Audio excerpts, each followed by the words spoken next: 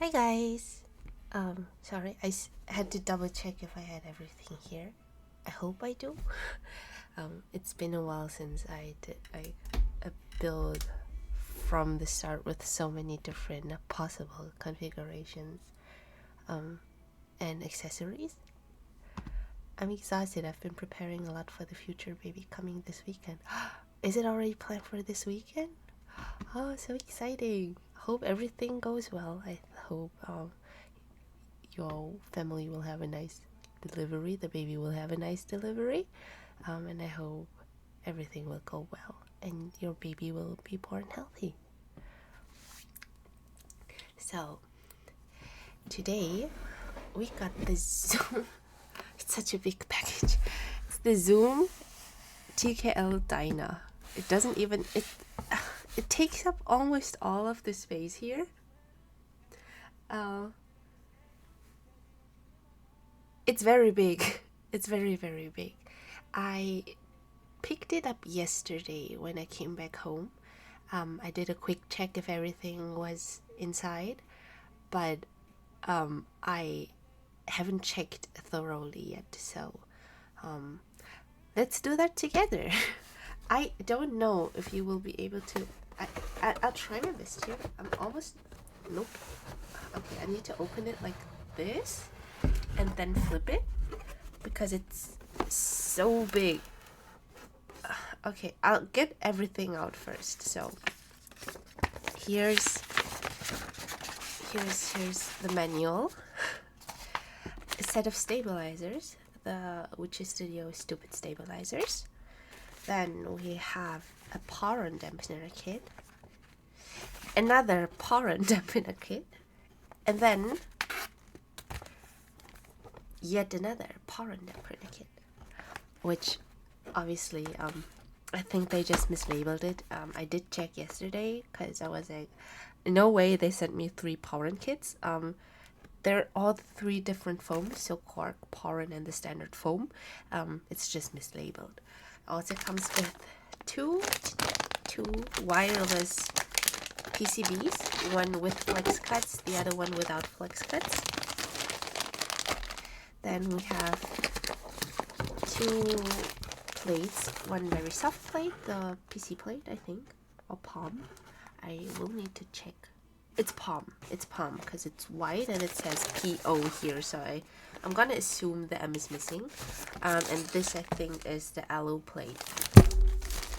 And then we have the actual box for the Dyna. Let me get that out so I can get rid of this huge box. Hello. Hi, Nico. I've prepared a lot this weekend, but the baby should arrive in 1 month now. So it's very soon. It's good you're taking care of everything, because from experience, not that I have ever born a baby myself, but from what I've heard from my family and cousins and stuff, that babies never arrive at the scheduled time. So I think it's very smart that you took care of everything ahead of time. Okay, so this looks a little bit better. So it's always sooner. Not always. My niece was actually born like 3 weeks late, I think. She was born 3 whole weeks late, and I think after 3 weeks the doctors start worrying and start trying to induce it like artificially, but she still made the cut and everything was fine. But she was very late. Okay, so at the Zoom TKL Dyna here, I think this is just another set of stabilizers. Great. Here's the screwdriver, and this one, because it's the prototype, it does come with only the case, but for the actual production units, they will be switching that up, and the Zoom TKL Dyna will come with the carrying case, as did the Zoom 75, for example, the original one. So it will come with a carrying case later. Hello, long time no see. Hello. Hi, Ark. Long time no see. Welcome. I'm very glad you made it today. 3 weeks delay. She's ready to work in my company. not very German of her to have a 3-week delay, definitely. Thank you very much for the resubscription. I really appreciate it. Thank you very much. Okay, so 3rd month already. I can't believe I've been streaming and already been like affiliated for 3 months. Doesn't feel like 3 months. How are you today, Manga? I'm very well. I a little bit tired because I arrived last night. I picked up this package last night, so this is like my first real unboxing. I just quickly checked if everything was in the box. So yeah, if anything goes wrong today while unboxing, I'm very sorry. I didn't have the time to double check beforehand because I think the group already started even, so I'm a little bit late. Can't believe you've been streaming for 3 months, right? If you were a puppy, you would be ready to be adopted, right? I can't believe it either. Time really goes by very fast when you have fun, huh?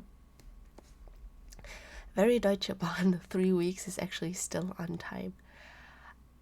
We don't talk about the reliability of Deutsche Bahn here, because I was on time yesterday. I think it was the first time in months that my train was on time when I came back home.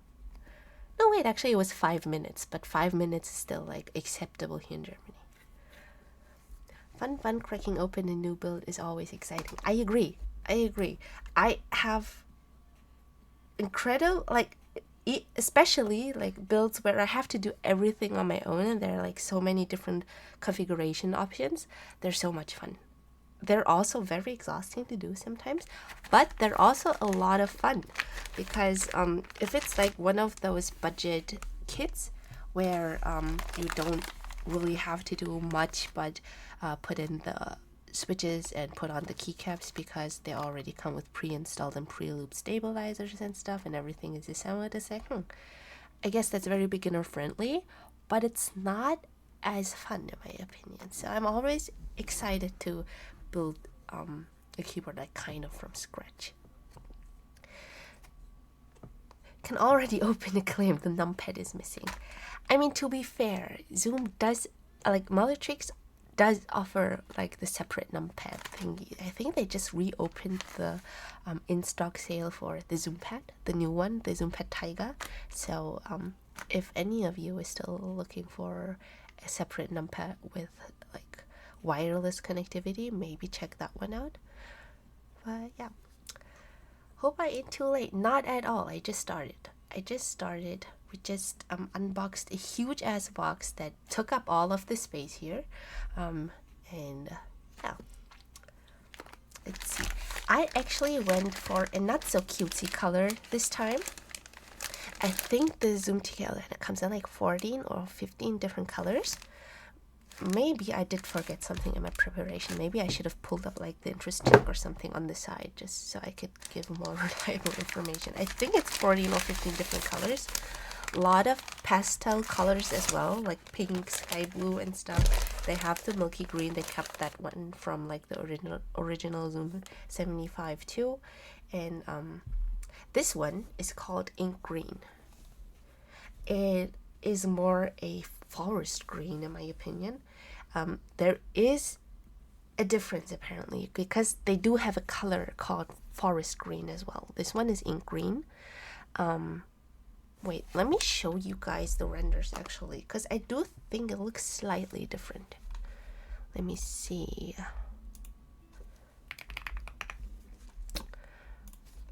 Zoom TKL Dyna. But I like it. It's very pretty. I like dark anodized colors because they look very luxurious. I also like light anodized colors because they look cute. But I think I just generally like anodized colors, let's be honest. But I picked this one specifically because I think it goes very well with like this copper like bottom part. It's a beautiful combination in my opinion. Okay, so we got the colors here 1 2 3 4 5 6 7 8 9 10 11 12 13 14 15. I was right, 15 different colors. So this is ink green. This is the one. This is the one I went for, and this one is forest green. It is definitely not forest green, I think, because the bottom of the forest green one is a bit more yellowish. I think it looks more like brass-ish. But ink green does look a little bit more bluish in the renders. It does have a little bit of blue in it, but it looks more bluish in the renders, in my opinion. Look at it. Hi, I am Pandasa. I'm not sure if I'm pronouncing that correctly. Welcome, and thank you very much for following. To be honest, I could work with the TKL and matching numpad. I am a strong enthusiast of separate numpads because you can place them wherever you want to. I think that's even better than having a keyboard with a numpad. I do agree that some people do need the numpad for their work and can do without one, but I would recommend everybody to get a separate numpad just so you have like more freedom with moving it around.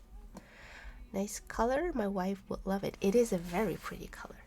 Again, I don't think it's as like bluish as in the renders.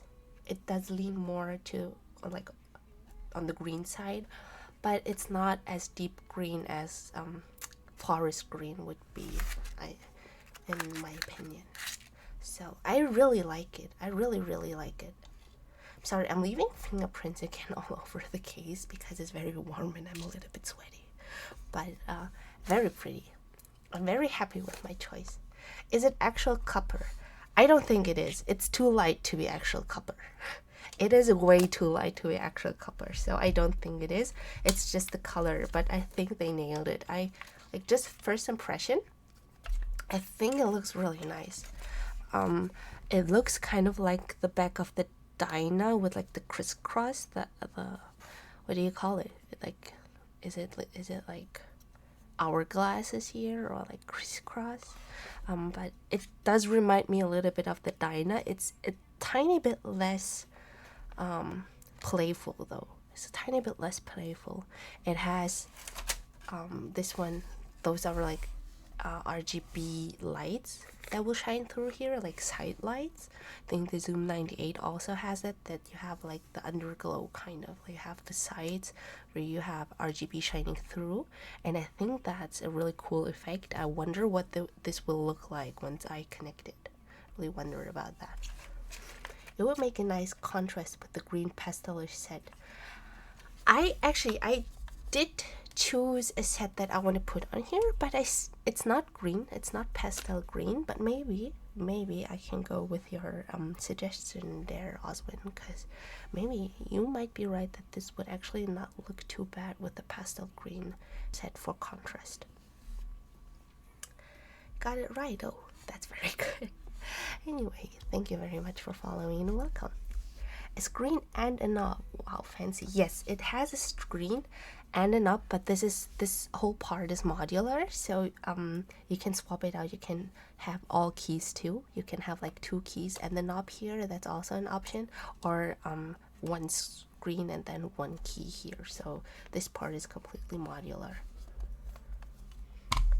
Actually, let me pull up the interest check too, so I can refer to it when needed, because again, I picked it up just yesterday because I came back home yesterday, and I obviously did not have the time to look through everything yet.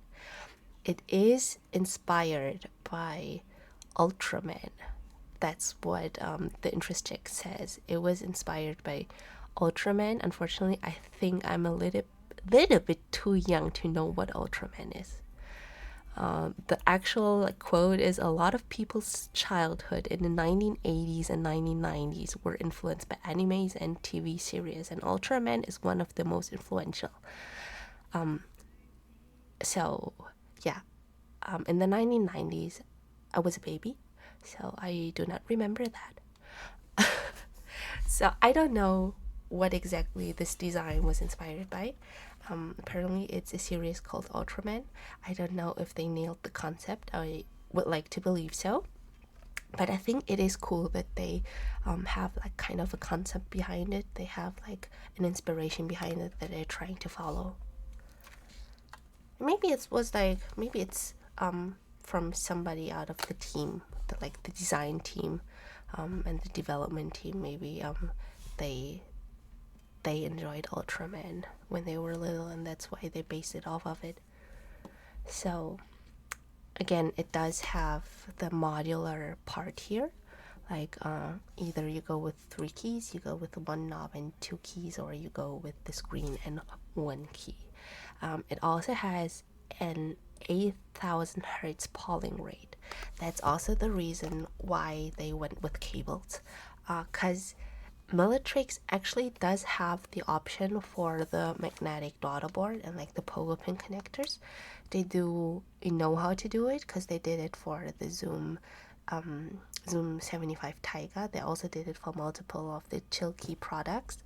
But the magnetic ones, the magnetic connectors, they don't offer as fast of or like as high of a polling rate, and that's why they went with the traditional cables here to ensure that the 8,000 hertz polling rate would be accommodated. Apparently also tested it, so the latency is only 0.6 milliseconds. I think this is only really relevant for gamers. It makes sense that they say this is something catered to gamers as well, because they're like basing the whole concept off of like a TV series, and so I think that's actually a cool detail. So let me see if there's anything else. There's a 7U spacebar. So if this goes well, and I have 2 sets of stabilizers here. And if both of them come with a 7-unit spacebar, that means I have 1 left over. I will have 1 left over, and then maybe I can use 1 7-unit spacebar for my agar. Yay! I hope that works out that way, because I haven't checked yet. No, I cannot, because I have 2 sets, because one is it's 1 for each PCB. One is 1.6 millimeters here, and the other one is 1.2 millimeters, because the no flex cut PCB is 1.6 millimeters thick, and the one with flex cuts is 1.2 millimeters thick. So there's that. 8,000 hertz polling rate. Reply to those emails before you receive them. Yeah, so you can give them an instant no. Okay, let me see. 40-degree angled pogo pin integrated screen. So at least the screen has the pogo pins. That's good. That's very good, because that's something I did not like about the Chilkey ND75. They did have the magnetic connector for the daughter board, but then the screen was connected by a cable, and because it's a catchball case, what you do is you push the PCB down to release the top case, right? But because you release the top case, you're running like danger to actually rip off the cable from the screen as well. And it did happen to me when I tried to rebuild it. Not every time, but it can happen. And I think the more it happens, the more it can happen that you damage something. So I don't think that was very well thought out. Actually, I'm also going to be reviewing one of Osuma's new Play 75s, which seem like to be rebranded ND75s. I don't know if they changed up the things that weren't executed very well, like the cable for the screen. But I'm very excited to try that one and see if they have made any structural changes instead of just the design and like the aesthetic, the looks of it.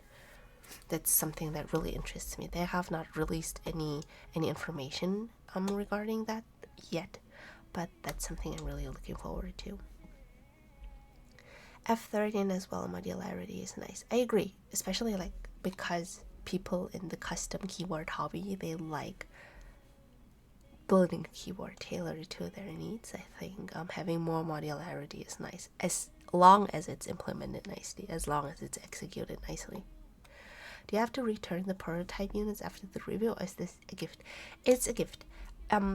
Not every brand handles it the same way though. I think for like the very, very small group buys, usually you have a limited amount of prototypes, so they get passed around among reviewers. So they send it to reviewer 1, they review it, and then they send it to the second person, because smaller, like run smaller projects, they only have like 2 or 3 prototypes available. So that's usually how that goes. But for bigger brands like Mellatrix or QK, I am allowed to keep them, luckily. So yeah, that's also why Bellatrix sent me a replacement Zoom 65V3, for example, because the first one I received was faulty. It didn't work properly, and they took care of it, because they don't pay me. They probably pay like bigger creators, but I'm just gonna be transparent enough to say they don't pay me for it, and it's considered like a gifted collab, so my payment is being able to keep this. And if there's anything that's faulty with it, obviously I'm gonna bring it up, and they took care of it and sent me another unit, luckily. So yeah, nice aftermarket. I don't feel very good about possibly selling a prototype, to be honest. By this point, I think Mellatrix and QK, for example, they usually run the Chinese group buys first before they send out units to international reviewers. So usually the prototypes are already very polished with very minimal issues. But it can still happen that there are some differences. For example, I don't have a carrying case here. I think everything else is almost the same, but this one doesn't have a carrying case, so I don't know how I would feel about that. No, I meant the way they handle your faulty keyboard replacement. It's like kind of the same point, because then I would have to sell a faulty keyboard. I don't know if I would want that. I could sell the case, technically. I could sell the case and be like, yeah, just buy a PCB, I guess. But there were too many things wrong with the 65V3 that I would want to capitalize off of it and sell it to somebody else, just so they're stuck with it. So I think the color is also off from the actual production units, because I received 2 pink ones, and both colors look very different from each other. One is more cool toned, the other one is more warm toned. The coating is the same, like the texture is the same, but the color is slightly different. So I think they adjusted it and changed it a little bit in the process, and for the production units it will look very different. So yeah, I usually don't sell prototypes. I do sell some of the like cheaper budget boards that I have received, because I just don't have enough space for, I don't know, 100 keyboards. But I usually sell those because those are production units. But for prototypes, I've kept all of them so far, because also I have a hard time selling them. I'm emotionally attached to them. I'm very emotionally attached to those boards, so I don't want to sell them. Not yet. I still have enough space for them, so not yet. Okay, so this one also has the it does have the screwless case. I'm sweaty, so this is a little bit slippery.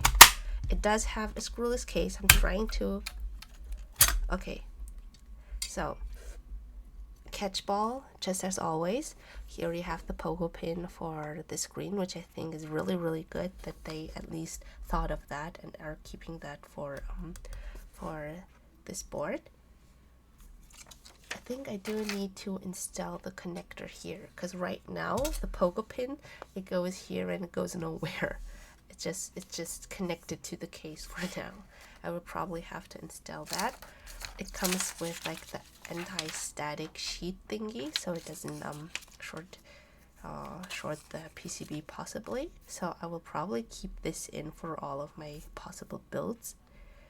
It's a little bit ill-fitting, I think. Oh, there are 2 actually. Wait, is this maybe not the static sheet? Because it looks like, because you have like the cutouts for oh, it's probably the PE PE sheet for the PCB, because I don't know if you guys have noticed, for the cheaper pre-built boards, a lot of them come with like a layer of PE on top of the PCB and under the PE foam or something, and it's supposed to give a poppier sound, even like a more even poppier sound. So they usually sandwich it in between the actual PE foam and the PCB. I don't think I'm gonna use it. Because so far I've always liked the ones without more. Maybe for the sound tests later, I will be splitting this build up into 2 or 3 different streams, I think, because as you can see, 2 different plates, 3 different kinds of foams, and then 2 different PCBs. I would love to try all of the configurations, but it's a lot. I think it will really take a long time until I can try all kinds of different combinations. So I'm going to split it up into at least 2 streams. I'm going to do an initial build today. I'm planning to use the PC or like the palm plate. I think I need to change that in my command, because I put PC plate but it's the palm plate. So I need to change that in the build command. So I'm gonna go with palm first today. I'm also gonna use all standard foams, because you have cork, you have Porin, and you have the standard foams. I'm gonna go with standard first, and I'm going to use the non-flex cut PCB for now. Okay, so the batteries are hidden under here, which I think is nice. This is the internal weight. Usually for other group buy boards for Melatrix so far, the internal weight was an additional cost. It you had to purchase that separately. So I like that they like included it by default this time. I think that's a very good thing. So far for the Zoom 75, the Zoom 98, and the Zoom 75 Taiga that I've tried, you had, if you didn't purchase the internal weight, you had like a foam cutout that was inserted there. But I like the internal weight more. But yeah, that's, I think, a change that I like, that I would consider an upgrade. Hi Pangwe. I think I would consider this an upgrade. Same with the batteries being pre-installed. This is also something I like. I know I said I like kind of building a whole kit from scratch, but I like that they pre-installed like the cables and the pogo pins and stuff. That's because that's a lot of like little things that I don't want to deal with. So that is something I welcome. Okay, so this is the hot swap encoder for ooh, I dropped it. This is the hot swap encoder for the knob. You can see here. Ooh, it doesn't focus. I'm gonna zoom in. Kind of looks like a switch. The pins are a little bit different. I will have to figure that one out. I'm currently a little bit lost how I would be inserting that. Hi Rainy.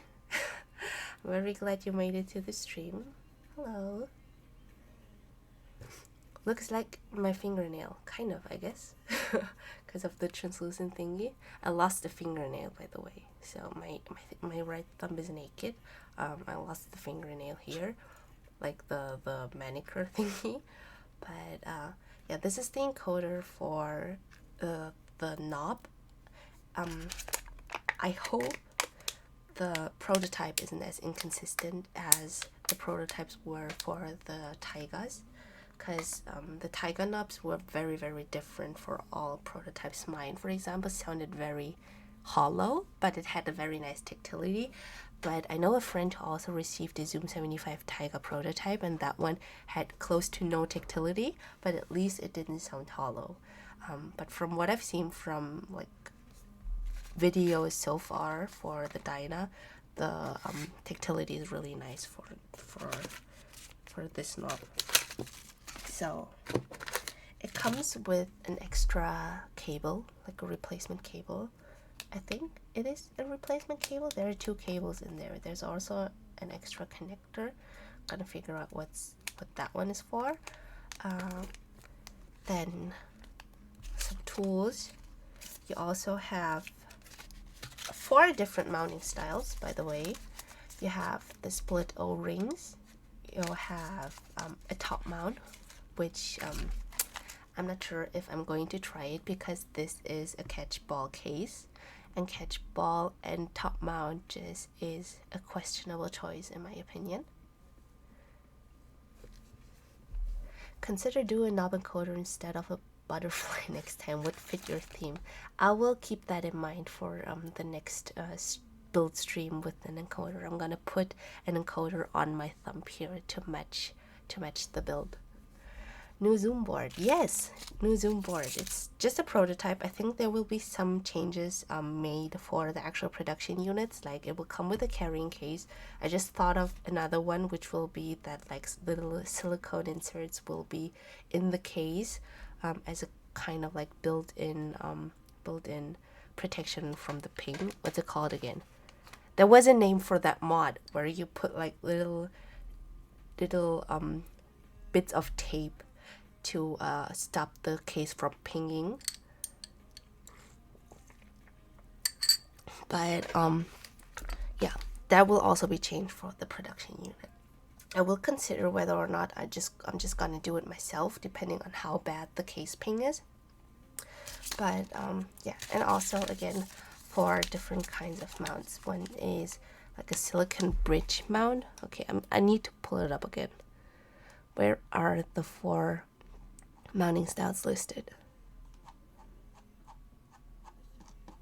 Please let me know. Am I unprepared? Maybe a little. 4 mounting systems: top mounting, split O-ring mounting, elastic bar silicone mounting, and silica gel particle mounting. Big fan of the silica gel particle mounting because I tried that in the NE75 as well. Split O-ring is also great.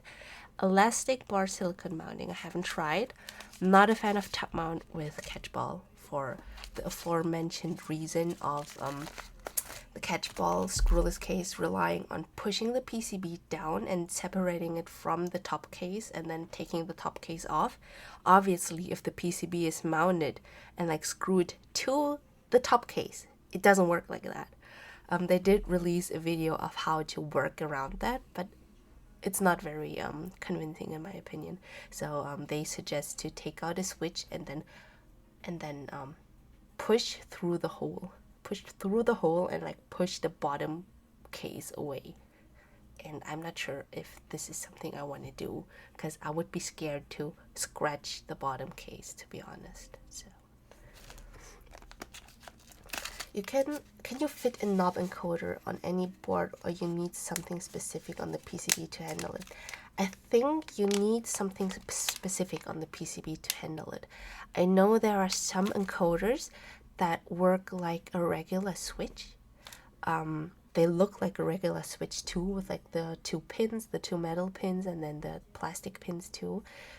And for example, the Galaxy 80, the Fecker Galaxy 80, you can purchase one of those things and just put them in, and then you can put a knob on top, and then you technically have Galaxy 80 with a knob. But I think the PCB has to be programmed in a way that it registers the knob, because the knob, you cannot put it on any hot swap socket. There's like one specific spot you have to put it. So I think it has to be both. The first of all, the PCB has to be programmed to recognize a knob, and then you have to have the encoder be compatible as well. I haven't even built my Zoom 75 yet. Hasn't it been like 3 years since it has been released, Rainy? What have you been doing? Not building your Zoom 75 yet. That doesn't sound convincing. I wouldn't try it either. Yeah, I feel like they did receive a lot of complaints about like top mount and screwless case, like the combination of it with the NE75. And I feel it's I'm gonna be honest, I think it's a little bit lazy for them to keep the mount and just be like, oh yeah, here's a workaround that could potentially damage your PCB or potentially damage your bottom case, but at least it kind of works. So I guess I don't like it. I wish they had just taken that feedback and either did a case with screws, or maybe like a different kind of screwless case, for example, with very strong magnets, or I don't know, just anything. Just anything instead of keeping it and then giving a solution that's a little bit questionable. But that's just my 2 cents. Because there are so many other mounting styles as well. Why did they have to go with top mount? I know it's very, very popular, especially for the people who like to go for a firmer typing feel. But I don't think it's worth it with the potential risks it has. So maybe that's just me. I haven't been doing keep content, you already know. It's been a year. I mean, you don't have to make content for it, but isn't it a waste to just let it sit around? But then again, I didn't particularly enjoy my Zoom 75 build, so I don't blame you. What's that board on your desk? This one is a Story 65. This one is a Story 65 in yellow.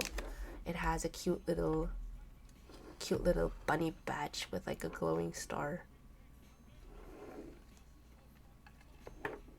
It's one of my favorite 65 keyboards. I think it's R3. This one is like Story 65 R3. What's that desk mat? I love the color. This one is from Momo Keeps, actually. This one is from Momo Keeps in Japan. She does her own keycap sets. She does her own desk mats and sells like pre-built keyboards. It's very beginner friendly too, but for desk mats and like if you want like cutesy Japan inspired keycap sets, I would go with Momo Keeps. This is actually one of my favorite desk mats. No, right? I should build it soon. Build it, and maybe you can do a short sound test on Instagram too. Because I still love listening to sound tests, even if the build was a pain in the ass. I do think the Zoom 75 is a good sounding board. I wish they incorporated magnetic PCB connectors, but that color is so cute.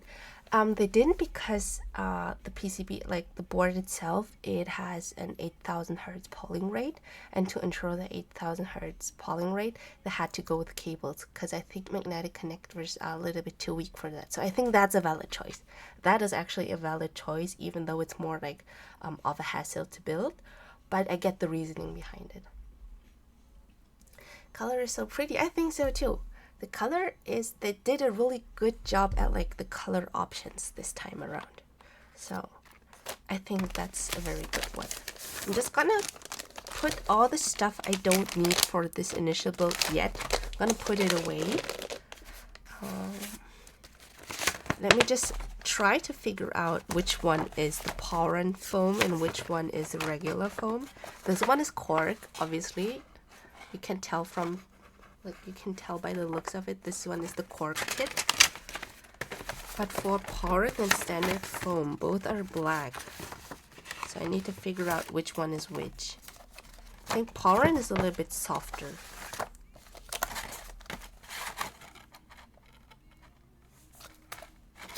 Okay, this. Okay, this one is Poran, I think, because as you can see, it doesn't spring back as fast. It doesn't spring back as quickly, so I think this one is Poran. Correct me if I'm wrong, please. Correct me if I'm wrong, but I think this one should be Poran because it's softer.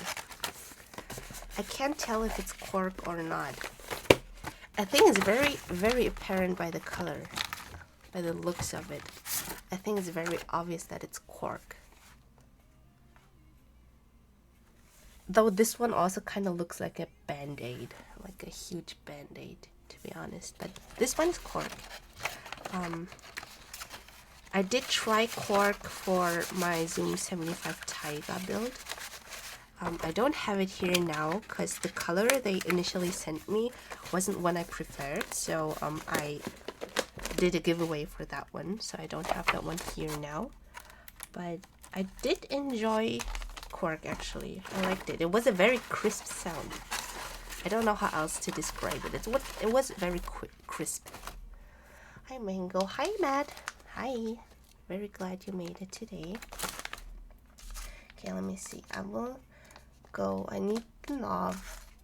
I still need to decide on an initial mounting style.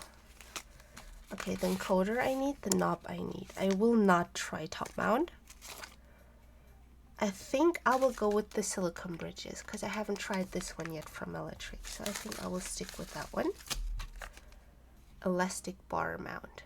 I like that they always have like visual guides for how the mounts are supposed to like work and be installed. I like that a lot. Because as you guys know, I rarely look at like the manual and instructions and build guides. They do send out build guides when they send out prototypes. They send out build guides, they send out like pitches and stuff, and you could call it lazy, you could call it cocky, I don't know, one of the two it is. I usually don't look at it until I run into issues. I'm like, it's a keyboard. Like I put in the steps, you know, I assemble everything, put in some switches. I did this 100 times. What could possibly go wrong? Something always goes wrong, by the way. But I still don't do it. I still just go with it and kind of wing it. Okay, let me put this away first. So, by the way, for today, I'll also be using PBT Fans Retro Dark Lights today. I don't know, I hope it works out the way I wanted it to, or like I wanted to. Thought like black with a dark anodized green would be a good combination. I thought that would be cool. And it's like that half translucent. It's very hard to tell because it's black. Maybe I can use one of the colored accents to show it off as like one of those half translucent keycap finishes, the one that they use for Pyga and Wire and stuff. And I'm a sucker for that, so I'm gonna use that. I think it would go very well with the green if I look at it like this.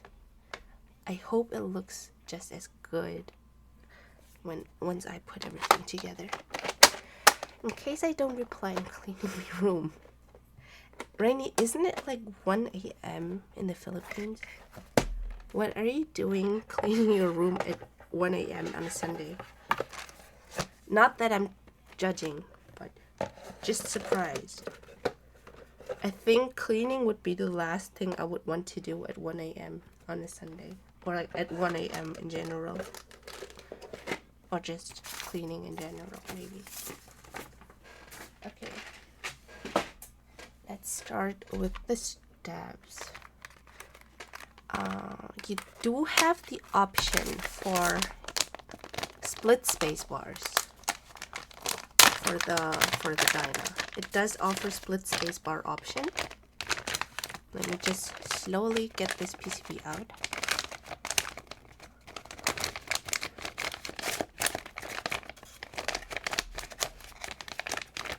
I hate this. Electric's PCBs always get stuck while taking them out because it's like the sleeve is just too narrow, and it's one of the things I struggle with for like build videos because I unpack it and then do everything very quick, but I cannot just slide it out very fast. It's just a little bit annoying. Okay, so it's the tri-mode. It works wireless. I think one thing I don't like that it doesn't have like a dongle storage. You do have a dongle, but you have no way to store it anywhere. This is something I don't like. I like when a board has like integrated storage because I tend to lose my dongles. You could argue that I could just leave them in the box, but I cannot store like 40 boxes for keyboards. That doesn't work. So I like when they come with dongle storage, so I can match the board with the correct dongle, and I don't have to store them separately and then potentially lose them. So there's that. Okay, let me see. Need to take this apart because I need the 7-unit spacebar. Again, it does offer split spacebar support, but I'm not gonna go with split spacebars. I think I like the sound of a 7-unit spacebar, so I'm gonna keep that. I will be going for split left shift though, as I usually do when there's the option to, because I'm European and I need my split left shift, so I like that and I'm gonna keep that one. Let me see. So I just need 1, 2, 3 of the 2-unit stabilizers. Let me just get all of them out. 1, 2, 3. I think this is something they might have not thought through with the included steps. I don't know if they're going to change it for the production units. But if you were to go for split spacebar, the included set, at least the one I received here, it doesn't come with enough of the 2-unit stabilizers. So that kind of sucks. Because if they have the option and they decide to gift you a set of stabilizers, I think they should give you enough to try all the PCB options or like all the layout options. But maybe that's just me. So I think I mentioned that before, but the stupid stabilizers, these are like the new stabilizers from Wuchi Studios. They're calling them stupid stabilizers because they say they're easy enough to install even for a stupid person. Even the most stupid person can learn how to do it easily. That's why they're called stupid stabilizers. But they're just rebranded Paigu stabilizers, like mice stabilizers. You can tell by the color, like the brown orange colorway, because that's the original colorway for the mice stabilizers. And that was a very smart choice of them, of Wuchi, to use them and rebrand them and sell them like as rebranded, brand them as their own stabs, because these are some of my favorite, if not my favorite, stabilizers I've tried so far. And I think it speaks for Paigu or mice that a lot of other brands also are using them to sell their stabilizers as their own. Unikeys did it. Unikeys has their own stabilizers with mice. They recolored them though. The Unikeys ones are black. Invokeys also sells their stabilizers, their own stabilizers, and it's just Paigu steps. They're also black, I think. Swagkeys does it as well. The night stabilizers, they're rebranded Paigu ones. And I think Monaco Keys also has their own stabilizers, and they're just rebranded mice ones. And I think it speaks for them if so many brands use their stabilizers for themselves. So yeah, my favorite set, and I recommend them to anybody who builds boards regularly. You can get them off of AliExpress too for like super cheap. I think the cheapest I got them for was like €5 for one set. For one set with like seven 2-unit stabilizers, like for a full-sized keyboard, and I paid like €5 or €6 for it, I think. So super cheap. So yeah, I recommend them. I always have like 3 or 4 spare sets of them on hand, because some of the sets I receive, like the kits I receive, the keyboard kits, some of them come without stabilizers. I think I'm so used to keyboard kits coming with stabilizers, but they're always listed as like a free gift. So even if you join the group buy and then they mess up your order and you don't receive a set of stabilizers, actually You cannot do, and you can complain, obviously you can complain, about anything you want, but they're not gonna resend the set or anything because they are listed as a gift. So if anything of that is missing, any of the gifts are missing, you're just out of luck. But I'm so used to stabilizers being included that I'm always taken aback when a set doesn't come with stabilizers. I'm so outdated with cute news. I haven't heard about stupid stabs. I think they only caught my eye because of the name. Stupid stabilizers. I feel qualified for those. Honestly though, I think they're my fave because I too am qualified for those. So yeah.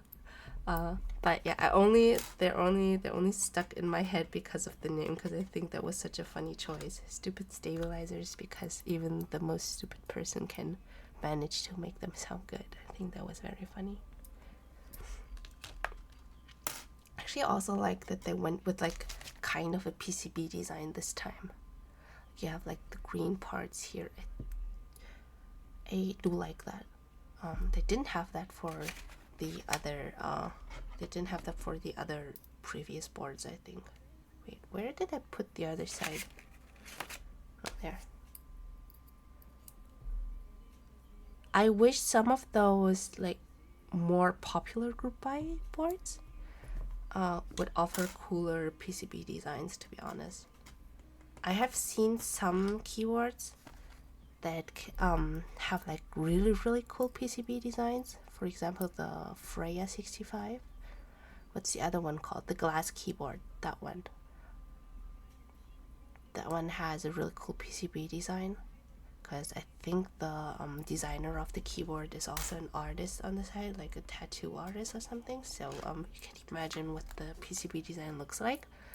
I think that's really cool, and I wish more group buy boards did it. I know that you don't see the PCB once the board is actually assembled. You don't really see it, but it's just a nice thing to have. Same with like design inside the bottom case. QK did that for the QK100, the original QK100. They had a cute little engraved design in the inner weight.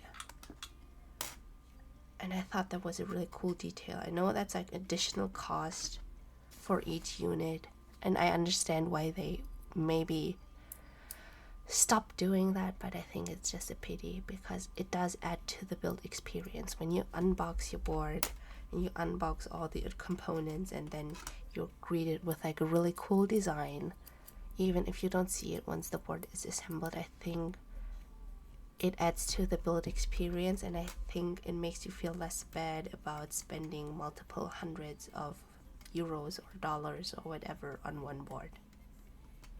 So I wish more group buy boards had that. I think the only times I've seen something like a cool PCB design was for, let's say, smaller runs, smaller projects, I think. Good to go. I'll try to come back later. Bye, Osman. Thank you very much for joining, and I hope you have a nice rest of your Sunday. Okay, I think this will take some time before I'm done with all the stabilizers.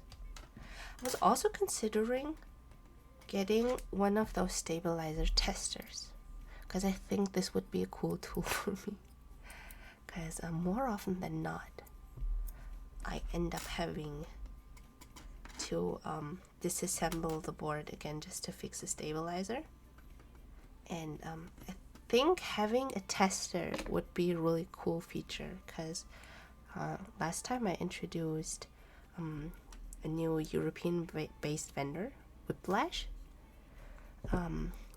Designs, and they actually, I browsed their website and I saw that they have, oh, it's separated, my loop separated, need to mix it up a little. They actually have the stabilizer tester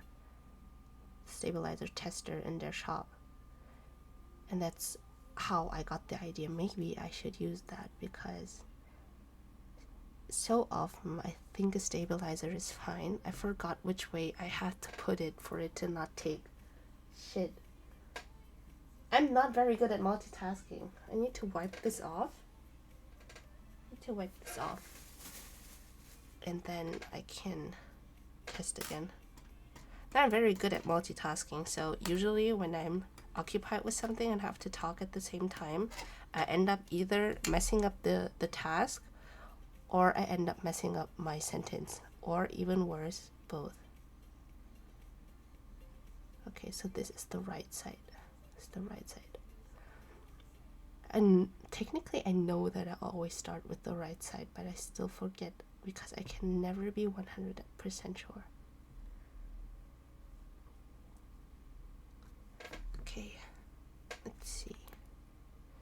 By the way, my boyfriend is very happy with the steps I fixed for him. I know something else that is small. The Shuffle V2 keyboard. What's the Shuffle V2 keyboard? Shuffle V2. Oh, it's a corn keyboard. It's a corn keyboard. A corn layout keyboard. Wait, let me share. Shuffle V2. For anybody who missed it, I actually joined the group buy for the Cornix. Oops. Cornix keyboard, maybe? Which is also a corn layout keyboard. It's like the same layout as the Shuffle V2.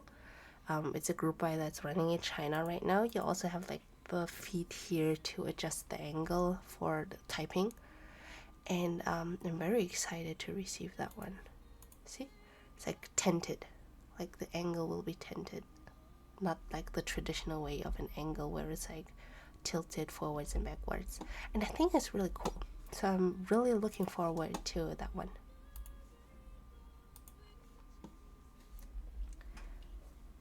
So yeah, let me see.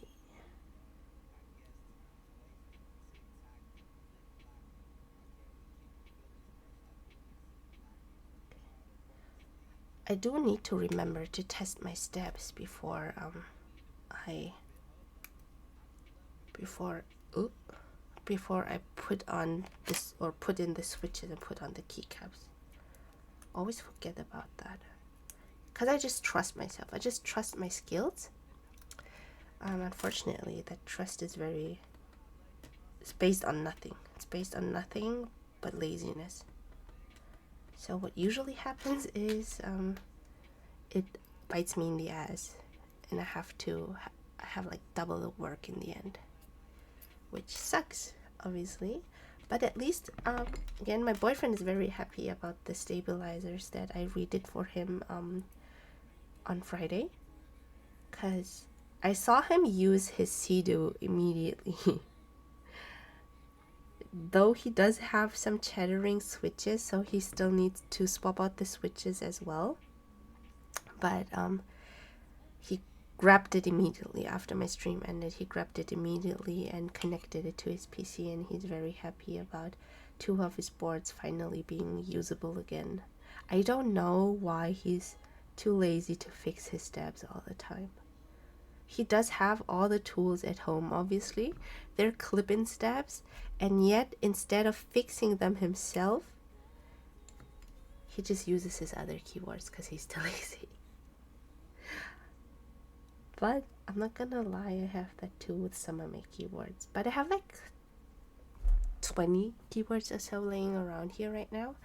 So I feel like that's, or maybe I'm just looking for excuses, but like that's a good reason to swap to another keyboard, even when there's a step that needs work.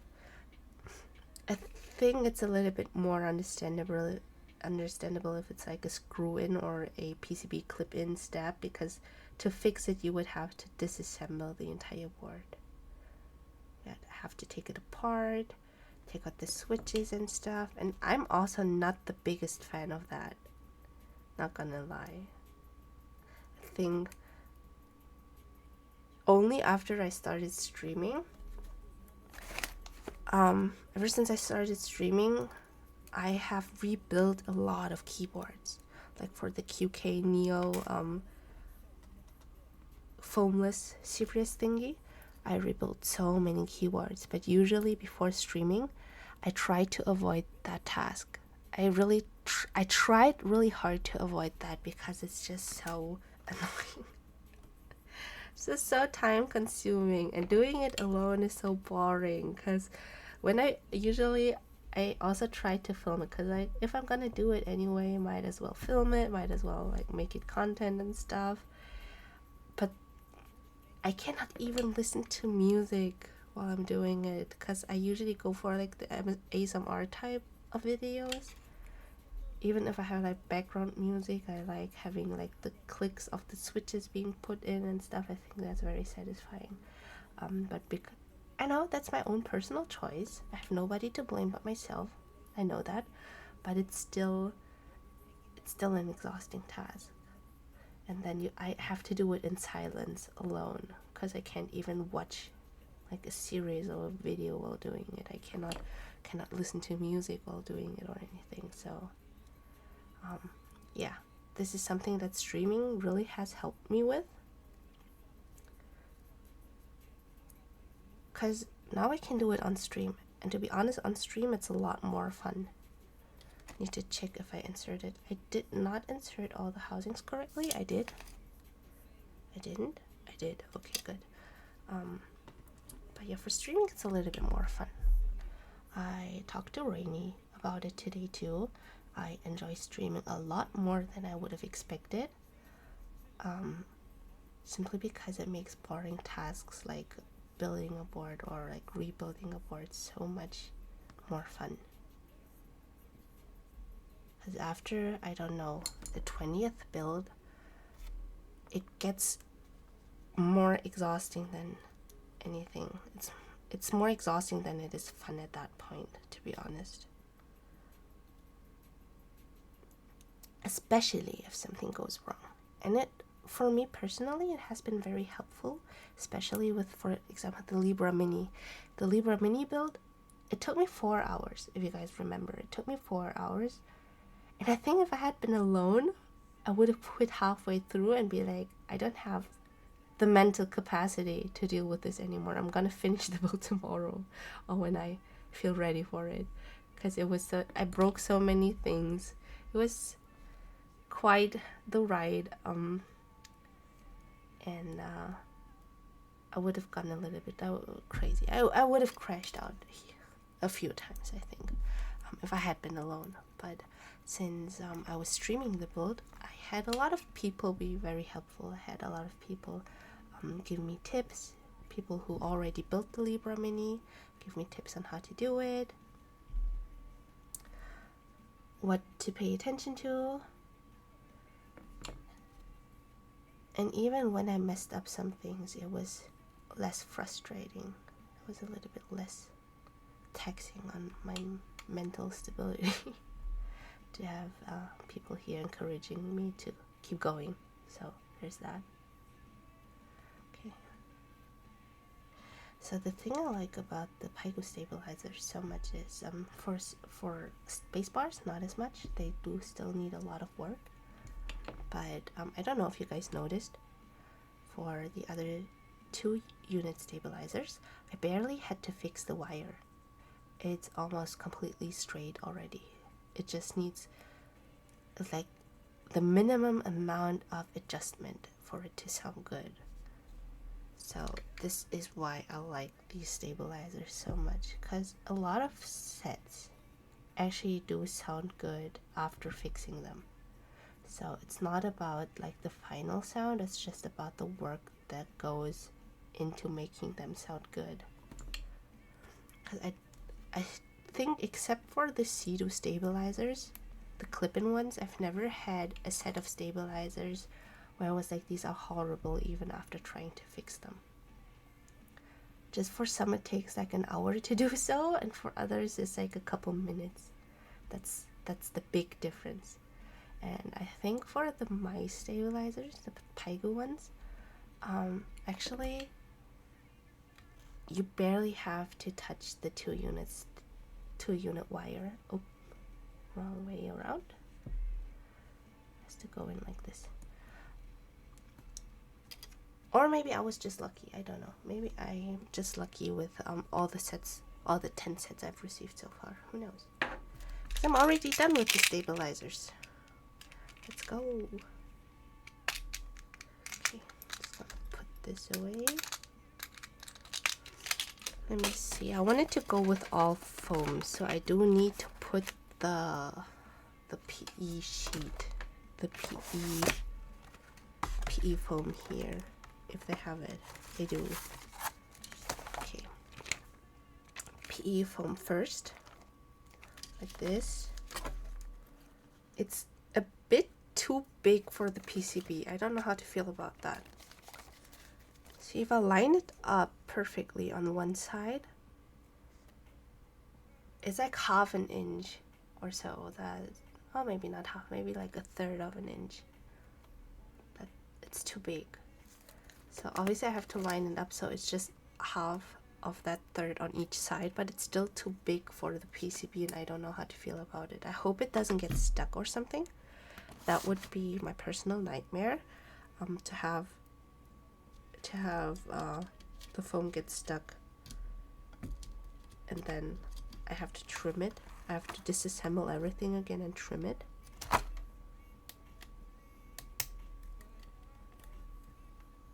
I wonder if this is intended or if this is something they will also be changing for like the production units. I would probably have to ask them later. I hope this is something they will be changing, but I had this happen quite a few times already actually with other boards as well. This is not like a Mellitrix specific thing. It's more common than you would think. I don't know if this is just something wrong with prototyping or quality control or something, but I've had this happen quite a few times where the foam was a little bit ill-fitting and I had to like manually trim it and cut it myself. Let me see. This is my least favorite part about PCB clip-in stabilizers, inserting like the stopper at the back. It's a little bit easier for the Paigu stabilizers. It's a little bit easier for the Paigu stabilizers, cause they're like wedge shaped. The stoppers are wedge shaped. I don't know if the camera picks it up. It's a little bit thinner at the top than it is here, at the end than it is here at the top. So it's a tiny bit easier to insert them, but still not as easy as just screwing in a screw. So that's the only thing that I don't like about PCB clip-ins. But still easier than the Neo ones. Gonna say that.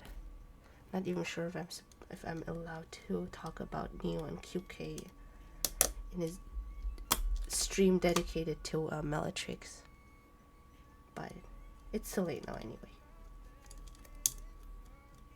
Let me see.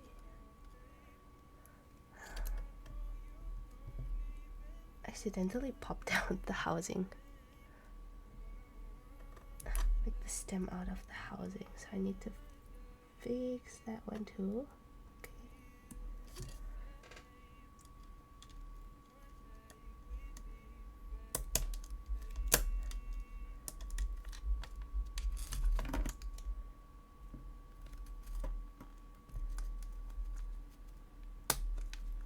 Okay.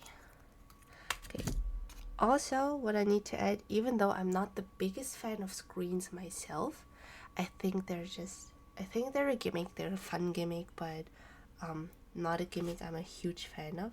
I think I'm gonna keep the screen simply because it's pre-installed. I don't really need extra keys, and I think they pre-installed it very neatly with the pogo pins and the cables. So I'm just gonna keep that because I don't think I will ever go back to a screen otherwise. And it's one of the features that probably attracts most of the people who are looking into this group buy. So I'm gonna keep it for my build.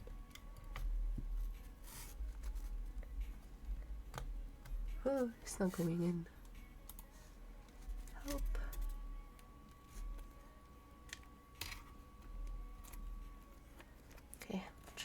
best here to get the last stabilizer in without breaking yet another nail.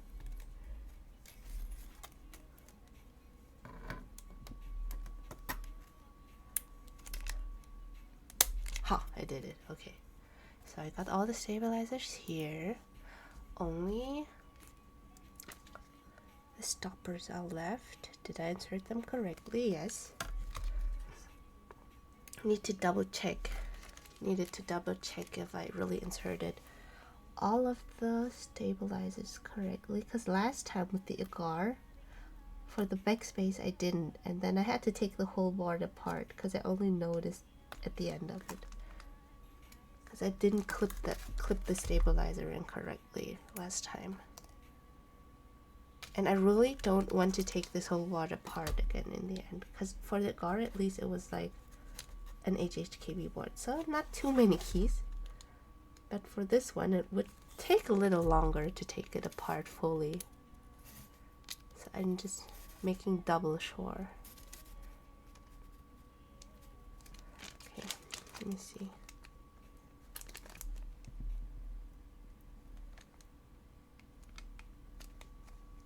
Please just go in. The stopper won't go in for some reason. Wonder if I... Oops, sorry. The stream is not ending. Stream is not ending. I just accidentally pressed the key, I think. Because this stopper isn't going in this step right now. I was too focused on it. I didn't even notice that I had the ending screen going on. Because I can insert it, but I cannot push it down. It's not the step itself, because it is clipped incorrectly. It does sit on the PCB correctly. It's also not the LED here. I checked. It doesn't touch the LED here. So I'm not sure why it won't go in. I'm gonna try this one on another step and see if it's a problem with the stopper maybe. It is a problem with the stopper maybe. So I'm gonna try another one.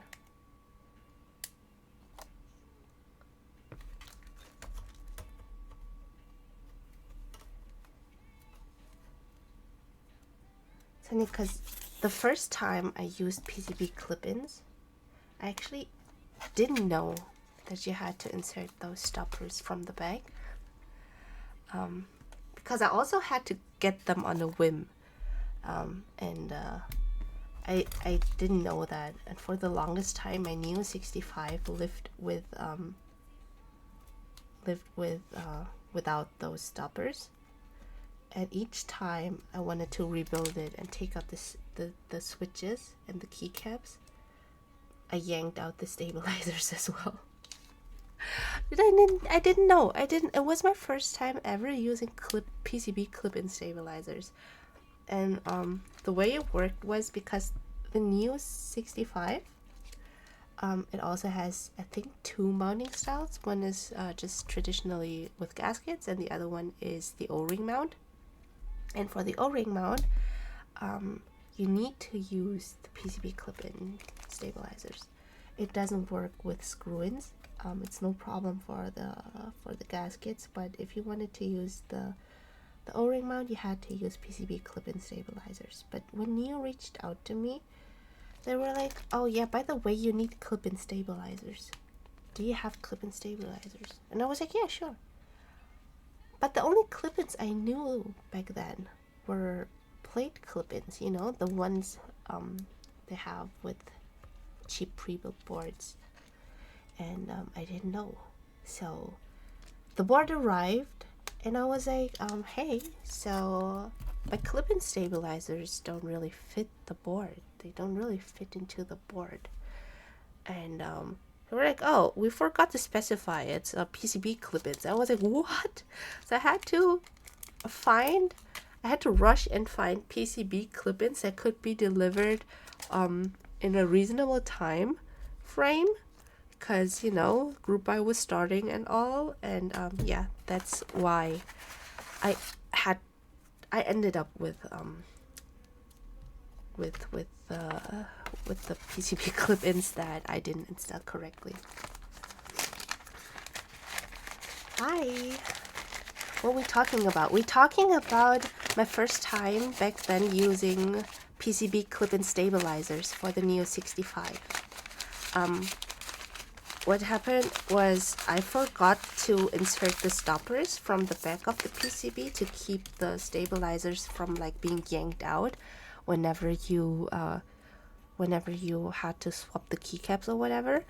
And I didn't know because it was my first time using clip-ins and I wasn't even prepared. They reached out to me. They were like, oh yeah, O-ring mount only works with clip-in stabilizers. Do you have clip-ins? And I was like, yeah, sure. But I thought they meant PCB plate clip-ins. I thought they meant plate clip-ins because at that time, I didn't even know that PCB clip-in stabilizers existed. I didn't know. So, were you using the one that came with the board? For the Neo 65, it came without stabilizers. The prototype back then came without stabilizers, so I had to get my own ones because the Neo clip-in stabilizers were still in development back then. They weren't ready yet. That's why. Now they're finished, so now the Neo clip-in stabilizers are included in all of the Neo boards. They're included for the prototypes as well, but when the first Neo 65 was released, they were still not finished and I had to get my own stabilizers. They did tell me beforehand. That's why they were like, oh, by the way, the stabs aren't ready yet. I need to get your own ones. You need to get clip-ins. Are you okay with that? I was like, yeah, sure. As if I'm going to say no to QK or Neo because you're not giving me stabilizers. Come on. But yeah. Forgot to specify. They meant PCB clip-ins. And then what happened was I had to reach out to them. I was like, hey, I was trying to build this board, but the plate clip-in stabilizers, they're not working. And they're like, oh yeah, we forgot to tell you. We meant PCB clip-ins. And then I had to rush to get some so they could be delivered like in a reasonable time frame. So I ordered some from Candy Keys, I think, back then, or Key Gem. And I had to rush to try them. Or like get them in and build the board, and then I forgot about the stoppers from the back. That's what happened.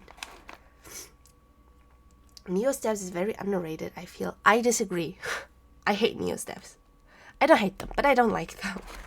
I have personal beef with Neo steps because I hate the stoppers. It's not about the steps themselves. It's about the stoppers, because I cannot. It's so hard to insert them because they're not wedge shaped like the Paigu ones are. They're not wedge shaped. So it takes me a long time to insert the stoppers from the bag. I think the longest it took me was like almost an hour because it kept flying everywhere and I did lose some in the process. Sometimes after a build, I like vacuum my floor and then I hear a small something go up my my Hoover, and then it's like, oh, I bet that was one of those fucking stoppers that I lost with the last build. So yeah, I don't prefer Neo steps. That's why I have like at least three spare sets of the Paigu ones. What switches are we using today? These are the KeyGeek Cyan switches. Cyan as in C-Y-A-N. I don't know why they're called cyan because they're not cyan color. But they're the KeyGeek Cyan switches. I hope I have enough of them. I should have enough of them. Hear me out. There's a way to. You gotta insert a corner first and just slide the rest of it in. Works every time. 100% insertion rate for me so far. Okay, the thing is, the problem starts there because usually I don't even get a corner in. I cannot even get a single corner in for some reason. Maybe it's just me. That's why I'm saying I have personal beef with Neo steps. Because apart from the stoppers, I think they're great. Once I actually get all of them in, or like almost all of them in, at least enough so the steps aren't yanked out when I swap the keycaps or switches. It's fine. Once I don't actually need switches here because it has a screen. But yeah, once I do that, it's fine. And they sound good, they feel good. It's really just about the stoppers for me. But apart from that, I agree, they're underrated. But maybe it's because of the stoppers, you know? Did you forget left shift step? I did not. I'm going for split left shift. That's why there's no step there. Because it is sort of multi-layout, the PCB. You can go with... No, it is. I think it can be considered multi-layout because it does support split left shift. I think it also supports ISO enter. I think it's step caps lock, of course, and split space bars as well. It does not support split backspace. No split backspace, unfortunately. Or yes? Oh, split backspace, yes. It also supports split backspace. So yes, truly multi-layout. I was lying, sorry. It's truly multi-layout. It does support split backspace as well. But no 6.25 unit spacebar. That's the only thing it does not support.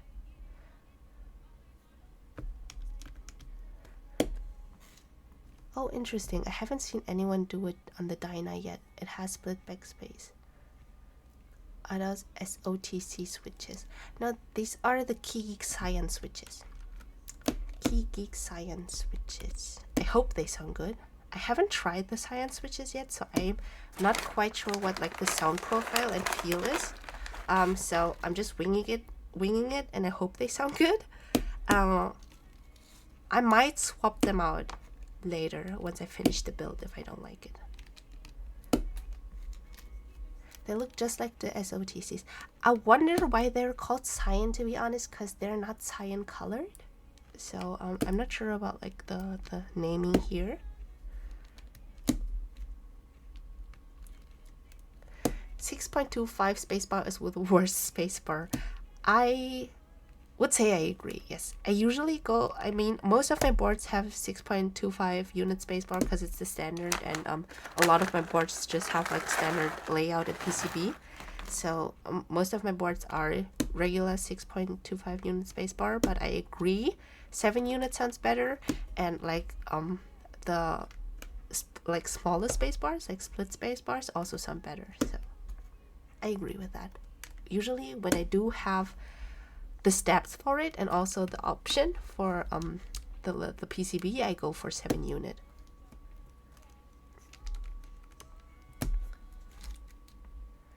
Six units base though. I have never tried a 6 unit spacebar.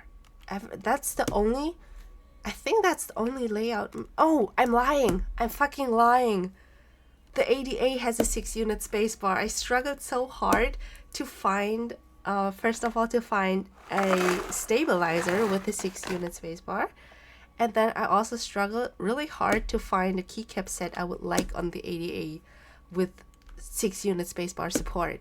So I'm a fucking liar, sorry. But, yeah, 6 unit, also very nice.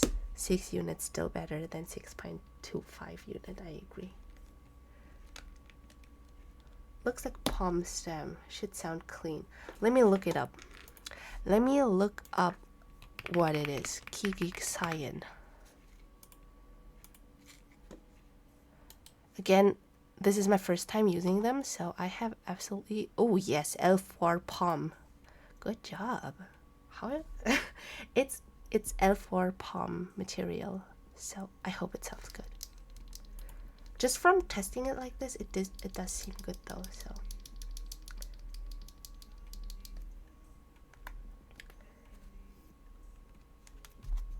Mango lying on stream cancelled. I didn't, is it still lying if I didn't know I was lying? Because when I said I've never tried 6 unit, when I started the sentence, I really thought I haven't, and then I realized. Oh, you could also go for split right shift, by the way. This also works. I'm just realizing there's another hot swap socket here, so you could also go for split right shift.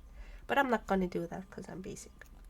I like my basic layouts. That's why I also don't go for split backspace usually. Though I am considering for the Libra Mini. I still need to rebuild the Libra Mini. Rebuild as in like different switches and keycaps, because I'm not the happiest with the way it looks and sounds right now. And I am considering going for split backspace there, because everybody is kind of raving about split backspace. Done cleaning. Good night, Mango. Have a good stream. Thank you, Rainy. Good night. Thank you for lurking, joining, chatting to me. And have a good night. 7V has a 6 unit too. I don't own a 7V, unfortunately. But yeah, 6 unit I've only tried in the ADA, but I do think it sounds great. Again, just the only problem is finding a good 6 unit spacebar. I think finding a step is easier than finding like the spacebar itself, the keycap itself, because most child kits, even if you get like the extra spacebars, most of the most common sets don't have a 6 unit one, I think, and that's a bummer. I think Keycobo carries 6 unit now for their spacebar child kits. I forgot to insert the foam for the spacebar bag. Ooh. It fell out, and I was like, oh yeah, of course it will fall out because it's not like it's separated. I'm just gonna put it back later, and then I forgot, so I'm just gonna do it now. Okay, perfect. Okay, let's see if I can do the whole encoder thingy. Do I just need to insert it?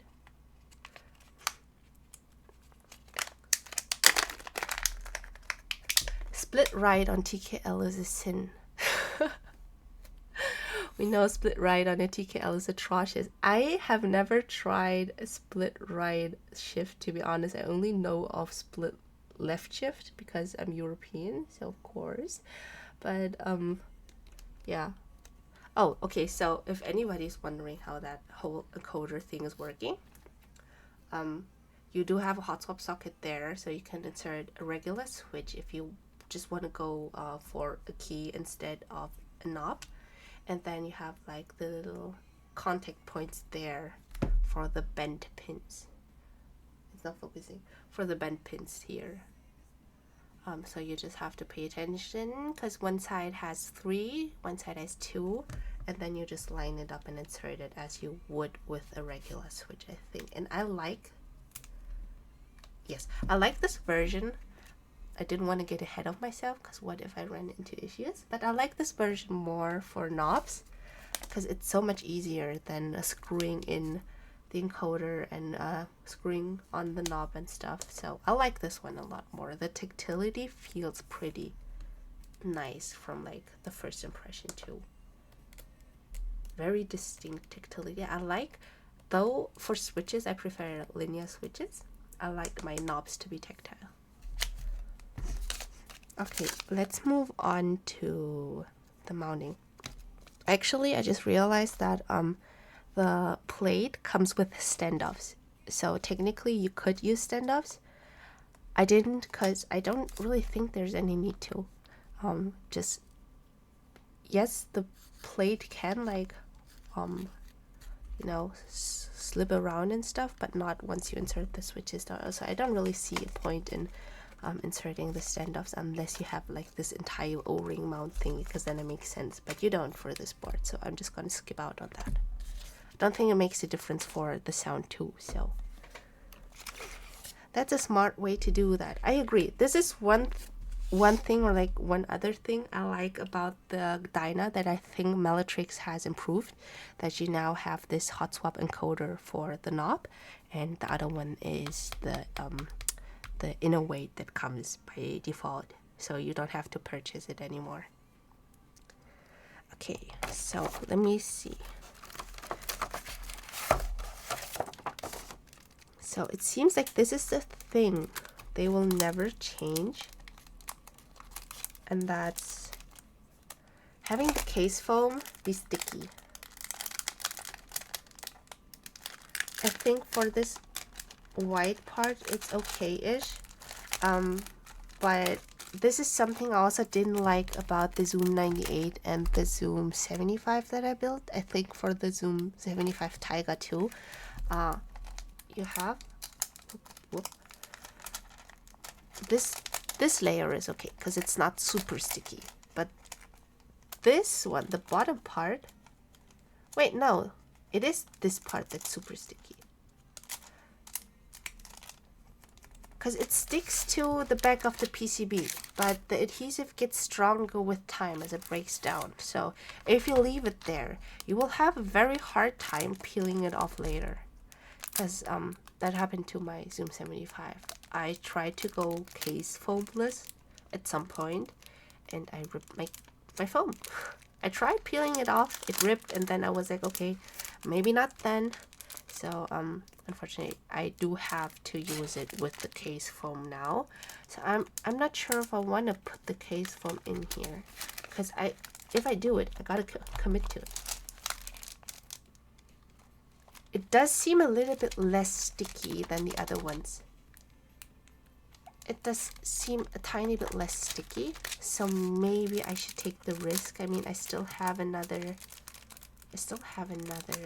PCB that I could use, or maybe I should just stick to this on the flex cut PCB, because I want to keep the non-flex cut PCB clean, so I can try a foamless build as well. And if I stick on the case foam now, I don't think I can do that. So again, I was lying in my command. I'm gonna change it now. I will not use the case foam. All standard foams except case foam. I didn't think of that. This is something I didn't think of genuinely. Okay, so let's see. Maybe I'll change my mind later. Who knows? I hope the case foams aren't as bad for the other foam types. I don't even know if the other foam types come with case foam as well. I will have to double check that for the next stream. I think I also forgot about the connector for the screen, because right now, where are the pogo connectors?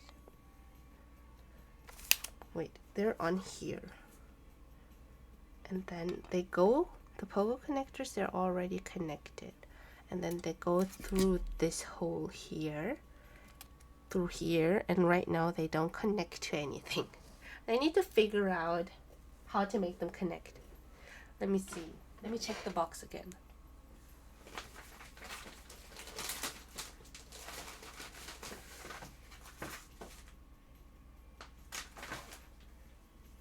Okay, I'm pretty sure that it's this one. It's unlabeled, but I'm just gonna assume it's this one.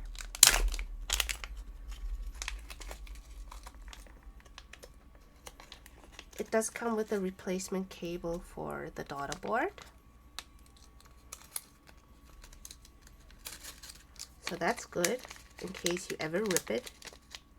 That's nice. It's nice to have an extra. I'm always a big fan of extras because I'm very heavy-handed, so I tend to break things here and there after using a board for a while.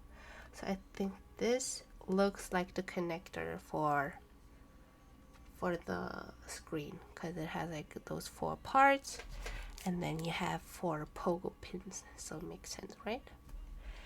And I probably have to connect this to something, to PCB probably. Yes. So I have to insert the cable here, and then here, and then it should work, and then it should like stick out here. Probably gonna rest on here. Oh, I wish it had. Oh, it does have something to rest on. Oh, You're not seeing it. So it does have this little silicone thingy, so the connector doesn't flop against the bottom case and gets damaged. That's good. So it will rest on here. I think that's good. Hi Alex. Hi Alex's friends. Welcome back again. Thank you very much for joining. I'm currently building the prototype for the Zoom TKL Dyna in ink green. This is ink green. It looks a little bit different from the renders in my opinion. It looks a little bit less blue, but I still like it a lot. I think it goes very well with like this copper colored bottom case. Hi Scrubs, what's up?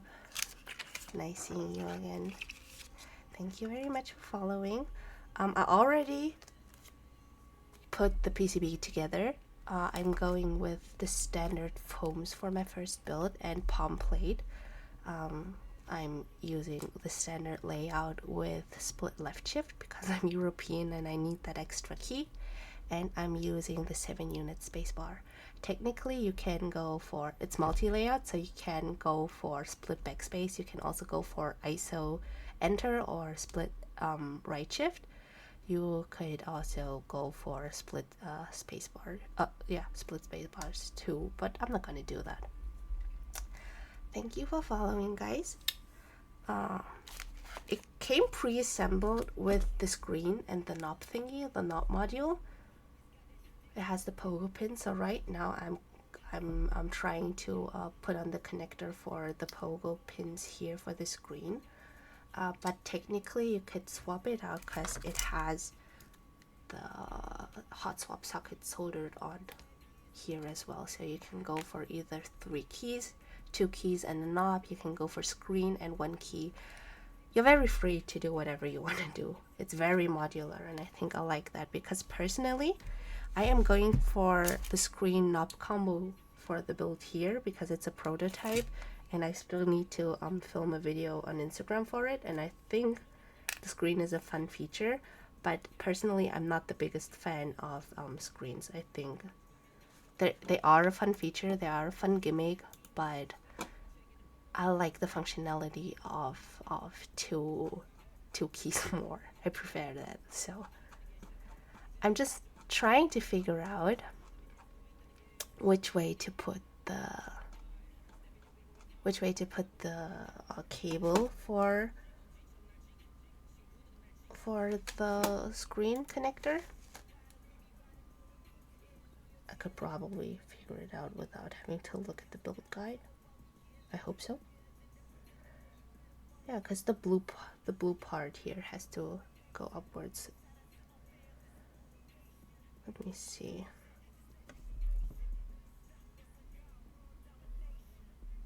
I will be splitting this whole build into 2 or maybe more streams because it's been already almost 2 hours and I haven't even finished the initial build yet. I have 2 different PCBs, the one with flex cuts, the one without flex cuts. Sorry, I'm really bad at multitasking. So one with flex cuts, one without flex cuts, and I have 2 different plates and all 3 types of foams. So I have, okay, this doesn't work as easily as expected.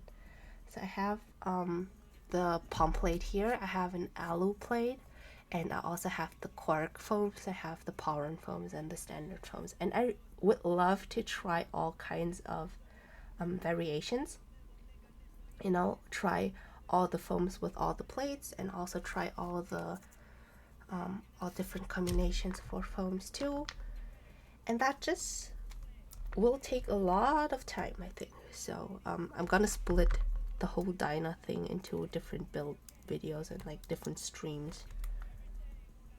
I'm just gonna do the initial build today, and then next week. Okay, is this correct? It's a little bit long. The cable is a little bit long, so I have to bend it.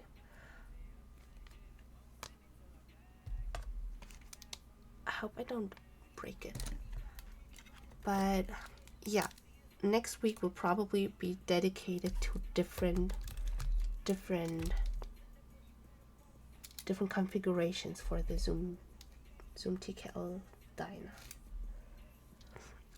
I wanted to, initially I wanted to go for all foams, but what Bellatrix always does is the case foam is kind of sticky. You kind of have to stick it onto the back of the PCB, and I don't like that. I did that for my Zoom 75, and when I wanted to rebuild it, the adhesive had broken down so much that it was just sticking to my PCB so bad I ripped it when I tried to peel it off. And I don't want to run risk of doing that again because I cannot use it like that. I do have to peel it off and stick it onto the PCB, like the back of the PCB. And I don't want to do it to my no flex cut PCB, to be honest, because I do want to try a foamless build as well. So I'm skipping out on the case foam today. I will have to check if the other two types of foams come with the case foam, and if it's as sticky as this one. I'm trying to figure out how to do this, but yeah, if all of them are sticky, I'm probably not gonna use case foam. I really don't want to risk it. Oh, it's working. Sorry. Nice. Very good. Very, very good. Okay. There's also one thing that I don't like. I don't know if this is a prototype thing, but the PE foam is too long. It's like about 1/3 of an inch too long in total. So it's like half of that, 1/6 of an inch on each side. And it's kind of even wider than the case, and I don't like that. I'm probably gonna trim that down as well later. I was hoping they thought that through, and I was hoping it was intended and it wouldn't be too long, but it seems like I don't know if it is intended. I probably need to ask, but it bothers me, and I'm scared of it getting stuck.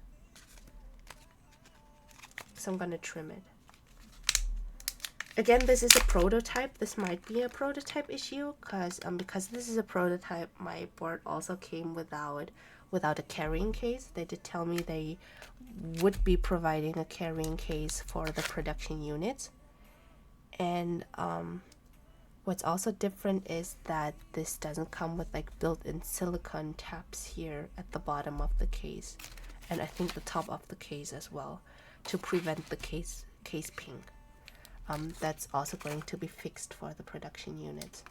Just trying to figure out by looking at the photo how to do this elastic bar mount. I'm going with the elastic bar mount first because I haven't tried this one yet. I think it's a new mounting style by Bellatrix. Maybe. Okay, so kind of have to wrap it around, I think. It is elastic, all right. Okay, like this, and then I have to. I'm very scared to rip it. I'm very, very scared of ripping it.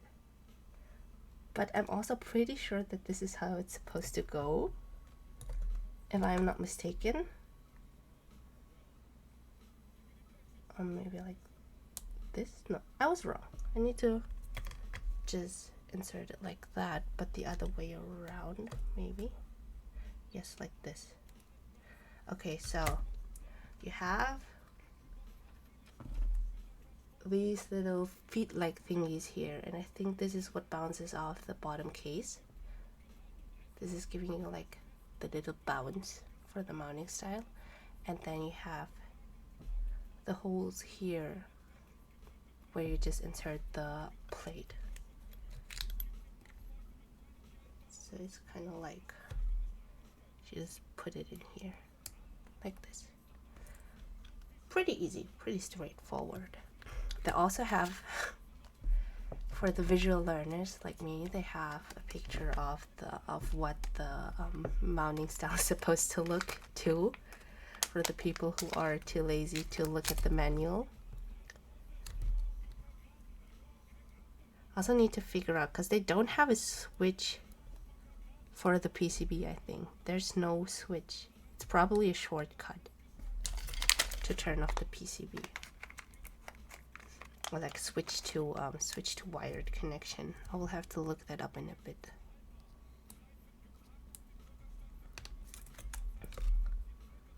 There's really something that bothered me about the Zoom 75, the original Zoom 75 as well, because you had the screen and you kind of could not turn off the screen.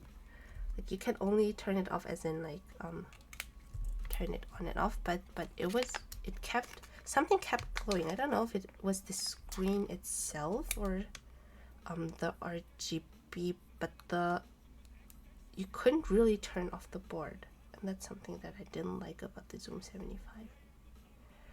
They're also not including any extras for this elastic bar mount, at least, so be careful if you're going to go for that one. Be careful not to lose any of it. I need to double check the connector for the screen, because the cable is too long. I have to align it very carefully. Wait, let me see where my tweezers are. I have to align it very carefully. It's kind of too far to the left by default because the cable is so long. Let's see if that works.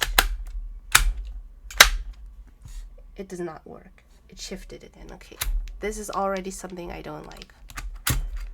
I like that they went with pogo pins for the screen. I don't like the way they implemented this connection. They do have the silicone frame thingy, the rest, so this thing doesn't flop around and damage your bottom case or gets damaged by the bottom case.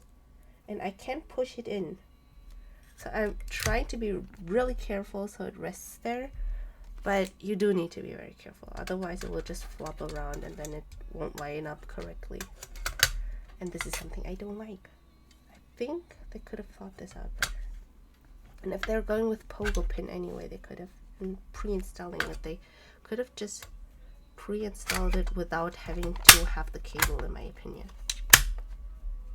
Ha, now it works. It's lined up correctly and it works. Let me just pull this off. Another thing I wish they would have, I don't know if I can say fix, but I wish they would have improved, in my opinion, is the black border for the screen, because this is something that the Zoom 75 also has that I wasn't the biggest fan of. I did like the Zoom 75 for the screen back then because I think it was one of the first keyboards I've seen when they announced it that had a screen, so I thought that was really cool. But I don't like that it has this black border. I don't like that the screen has a black border around it and it's very apparent. I wish it was borderless, or they had like a design for the case that covers the border. I think that would have been cool. Finally finished with doing uni stuff. Oh, on a Sunday evening. That's very ambitious of you. Very good student there. Hi Spicy Miso, what's up? How are you doing today? I'm almost done with my build finally. Got the knob here. Oh yeah, very nice tactility for the knob. I like that a lot. It's a little bit wobbly. It's pretty wobbly, to be honest. The tactility is nice. Oh, there is a screw that I can't screw it in. I'm just trying to find the screw. I thought it was just inserting it and then calling it a day, but there is a screw to hold it in place, hopefully. I just need to find the screw. But that explains why it's so wobbly.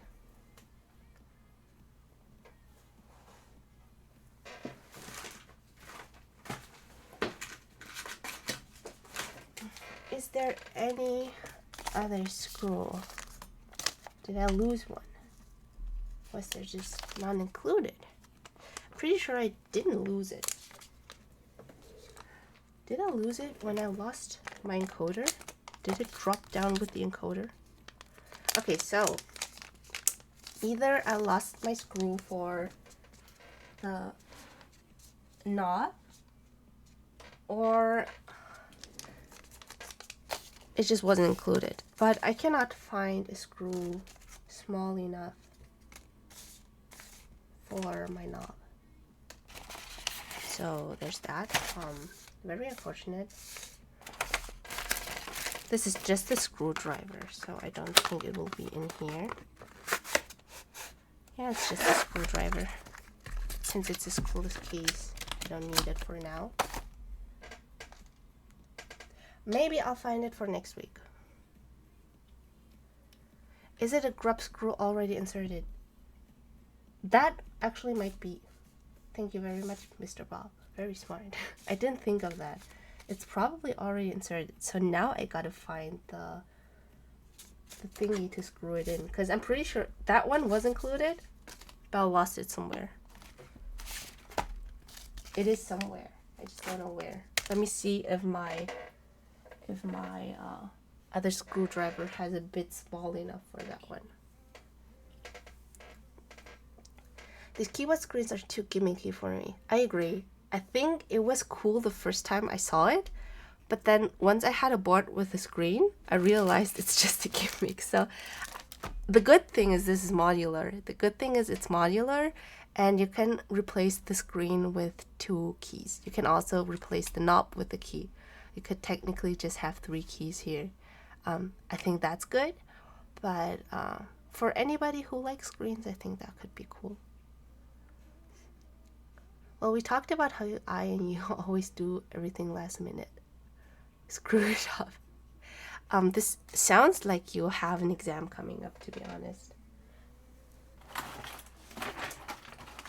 So I'm not sure if it's a good idea to be hanging out in the stream. Not that I want to get rid of you, but you know. But then again, you said you already finished it.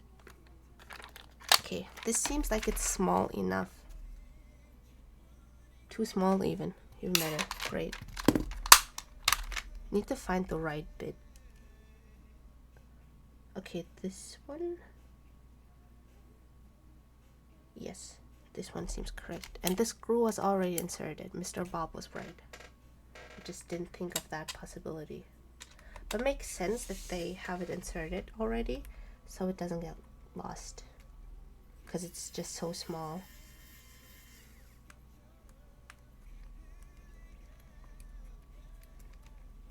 I think my screwdriver just ran out of battery, so I gotta do it the old school way. Didn't J-Risk Keyboard Company exit scam or what? I heard a big Chinese QK price range level keyboard exit scammed. I think they did. I heard that too. I heard that they actually, My Keyboard Club was their name, I think. I heard that My Keyboard Club actually exit scammed, which was surprising because they were doing very well, I think. They had a lot of releases people were interested in, so I'm a little bit confused about the exit scam, because before that they had a few successful... Oh, okay, perfect. It's not wobbly anymore. They did have a few successful projects before that, so I'm surprised that they decided to exit scam in the end. And I found the thingy. It was right here. I was just too blind to see.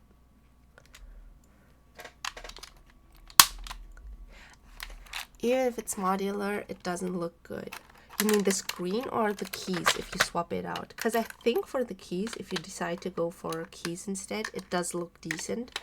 But I'm just not a fan of the border, the black border of the screen. Like, functionality aside, I think, yes, the screen is very gimmicky.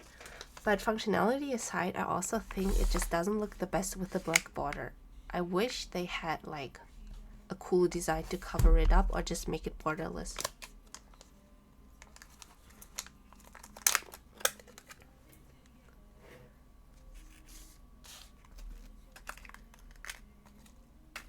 Not an exam, just a colloquium, like a Zwischenpräsentation. Oh, okay, then it makes sense that you're preparing at last minute, to be honest, because that's also what I always did. Not that I'm proud of it, but it's a little bit less high stakes than an actual exam, so I do understand. Matrix Corsa looks cool for a screen keyboard. It's one of the few rare ones that looks good, but I'm not paying premium for this. Even for the Matrix Corsa, I think, I'm not sure if I would like it more without the screen, but I do agree that for all the screen keyboards, it's probably one of the ones that looks better.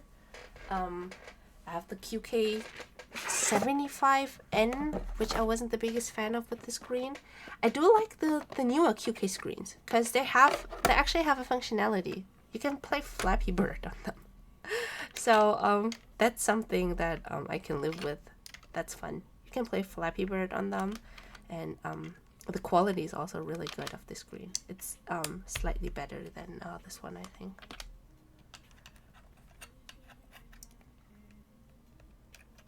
I was very surprised at that price range. So many people want this price level keyboard. The JRIS MKC was not an exit scam. They said their menu was holding them hostage and there were a ton of issues. Oh, then I retract my statement about the exit scam because I think that's very unfortunate. I didn't really keep updated about my keyboard club situation. The only thing I heard about it was the exit scam thing. Was there ever any, was it ever resolved, or is like the last update that they are still being held kind of hostage by their manufacturer, and that's why none of the projects can be processed or like progressed? I would rather have an actual secondary screen instead.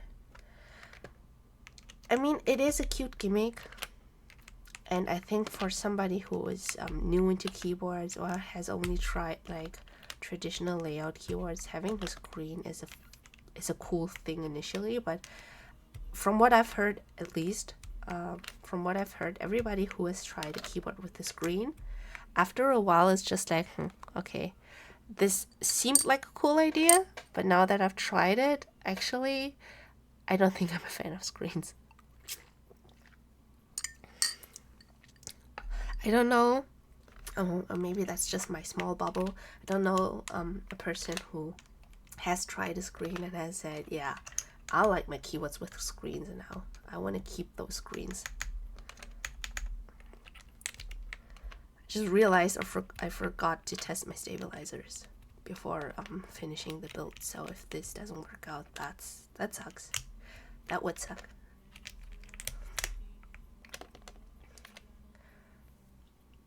I don't like the look of the border and how it looks overall, even with the key. It kind of looks wacky. I do agree that I'm not the biggest fan of the border.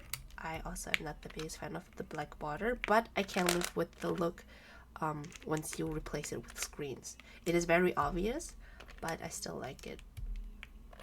Though, I don't know, I think for this board it works a little bit better because you don't have the module. For previous Zoom boards, you had a module that you had to install for additional, okay, why isn't this going on?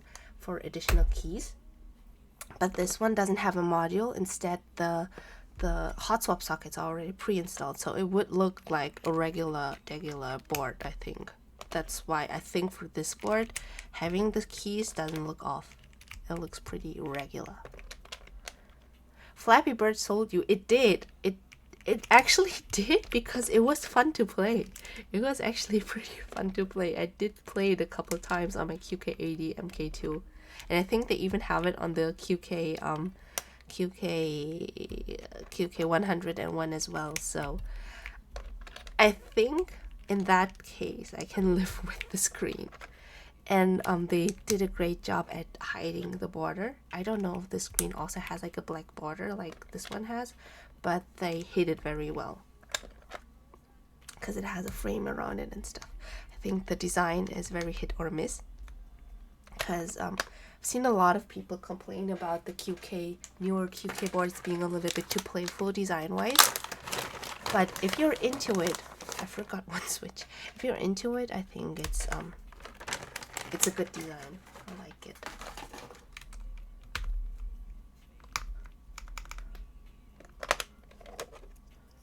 Right on time to see the result. Hi, Oswin, welcome back. You are indeed right on time. I'm almost done with the build. Screen shows time. I have a clock already everywhere. Good point. Fair point. I do understand not liking a screen if it's just for the sake of having a screen. I think there's an option to show like CPU temperature and stuff like that. But I don't know a lot of stuff about PCs, so even having that probably won't do much good for me personally. Okay, where's my small shift? Okay. And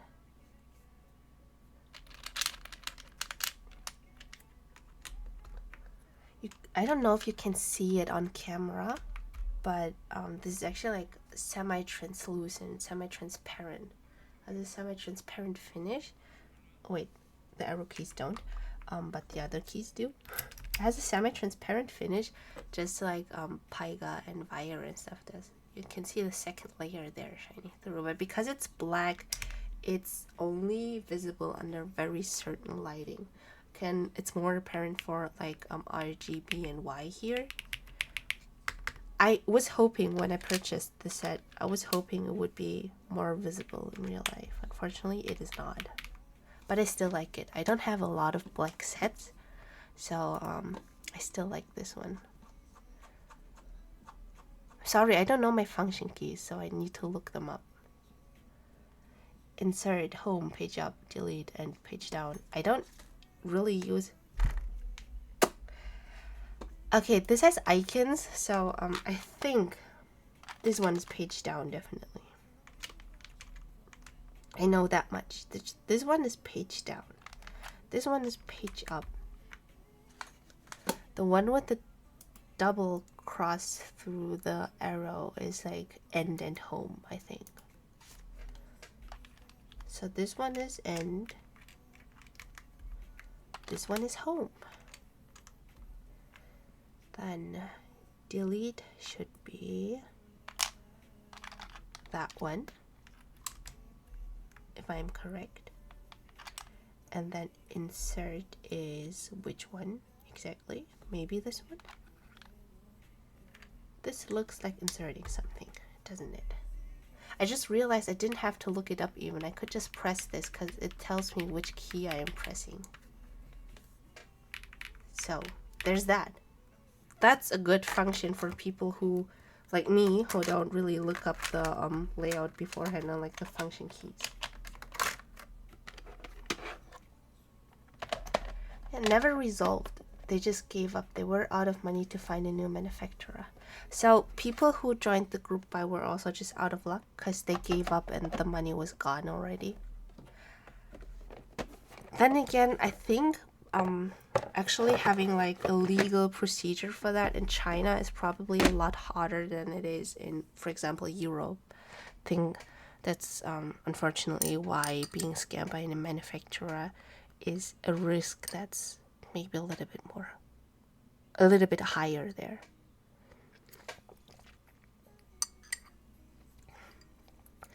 I mean, if they want a more simple design, there's always the Neo line. That's actually what QK said about the new design language, I'd say. They said that they're trying to focus Neo more on something that looks a little bit more luxurious, more minimalistic, and then QK is for the cutesy stuff. QK is for the playful stuff. So they have the distinction there, because back then when Neo didn't exist, they had QK for the minimalistic stuff, and now that there's Neo and Neo is so popular internationally, they have QK for the cutesy thingies and the cutesy designs. And actually in China, the cutesy designs are doing very, very well. It's just that internationally, Neo does better than QK right now. I really like the art for the desk mat for this set. Oh, I haven't actually looked into the desk mat. I usually purchase my desk mats separately, so I never really look at the desk mats for certain sets or like sets I own, because by the time I get the sets, the desk mats are sold out anyway, usually. So it's a double shot polycarbonate. I think it's double shot ABS actually. I don't think it's polycarbonate. It's if I hope I'm correct, I think both layers are ABS. Even though it's PBT fans, but it's ABS. Okay, even though I'm not using a case foam, it's not super bouncy. It does feel pretty even though. It also sounds pretty even. So I like that about the mounting style, that's good. Just a little bit stiffer than expected. Especially since I didn't use any case foam. Sounds pretty nice. Yeah, I do think it sounds pretty good. Wait, let me turn off the music so I can give you guys a sound test. Also very happy about the stabilizers. Okay, this one is a little bit sluggish. I probably overlooped one side of the wire there, so I hope by tapping like 10,000 times the loop will redistribute, because this one is a little sluggish. But I really like the spacebar.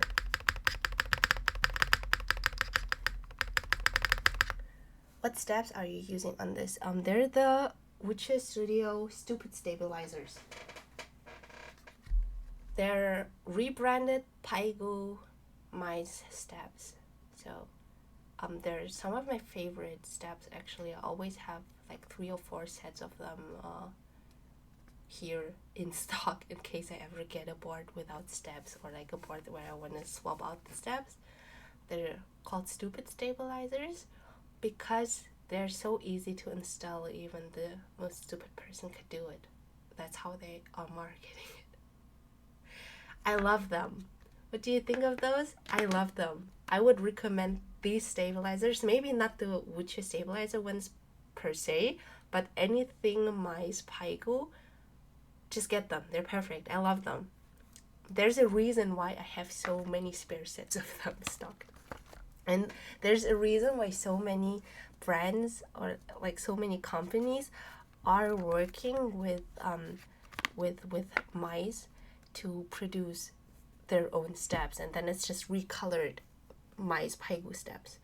Unikeys has it, Monaco Keys has them, Sweckies, the night stabilizers, they're also just rebranded Paigu steps. Invokeys too, so definitely get them. I love them. They're really nice. So they're perfect for me because I'm stupid. Actually thinking of stocking Paigu at some point. Monaco has them as well. I really recommend stocking them. They're amazing. They are genuinely my favorite stabilizers. And especially because the stoppers that you have to insert from the back to keep the housings from being yanked out, they are wedge shaped, so the top is like a little bit wider, and then it's going like a little bit slimmer where you have to insert them, and that makes it a lot easier to slide them in. And for example, Neo doesn't have that, so I always struggle with the Neo PCB clip-in steps. But the stupid stabilizers, the Paigu stabilizers, they are wedge shaped, so it's super easy to insert them. That's also one of the reasons why I prefer this one. Okay, moving on to the sound test. I am already in love with the stabilizer, like with the spacebar. I love the way the spacebar sounds. I do have to admit that the right shift is a little bit sluggish. Maybe once I rebuild it, I will actually fix this. I think the right side is a tiny bit overlooped, but the other ones are fine.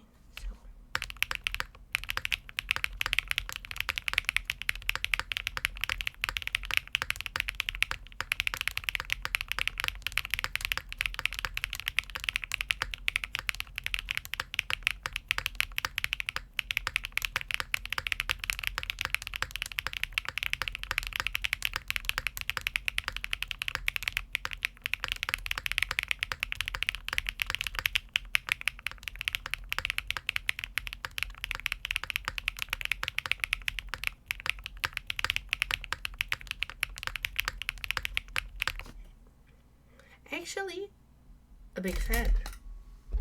It's a little bit less muted sounding than the Zoom 65V3 or the Zoom 98 or even the Zoom 75.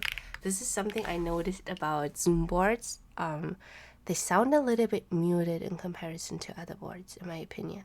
They like sound a little bit quieter. That's why I actually am using a Zoom board at work as my work board, the Zoom 65V3, because it sounds so muted. So I put some quieter switches in, and now it's the perfect like noise level for work. And if you want to have them be a little bit louder, you usually have to use really clacky switches or like tactiles or something.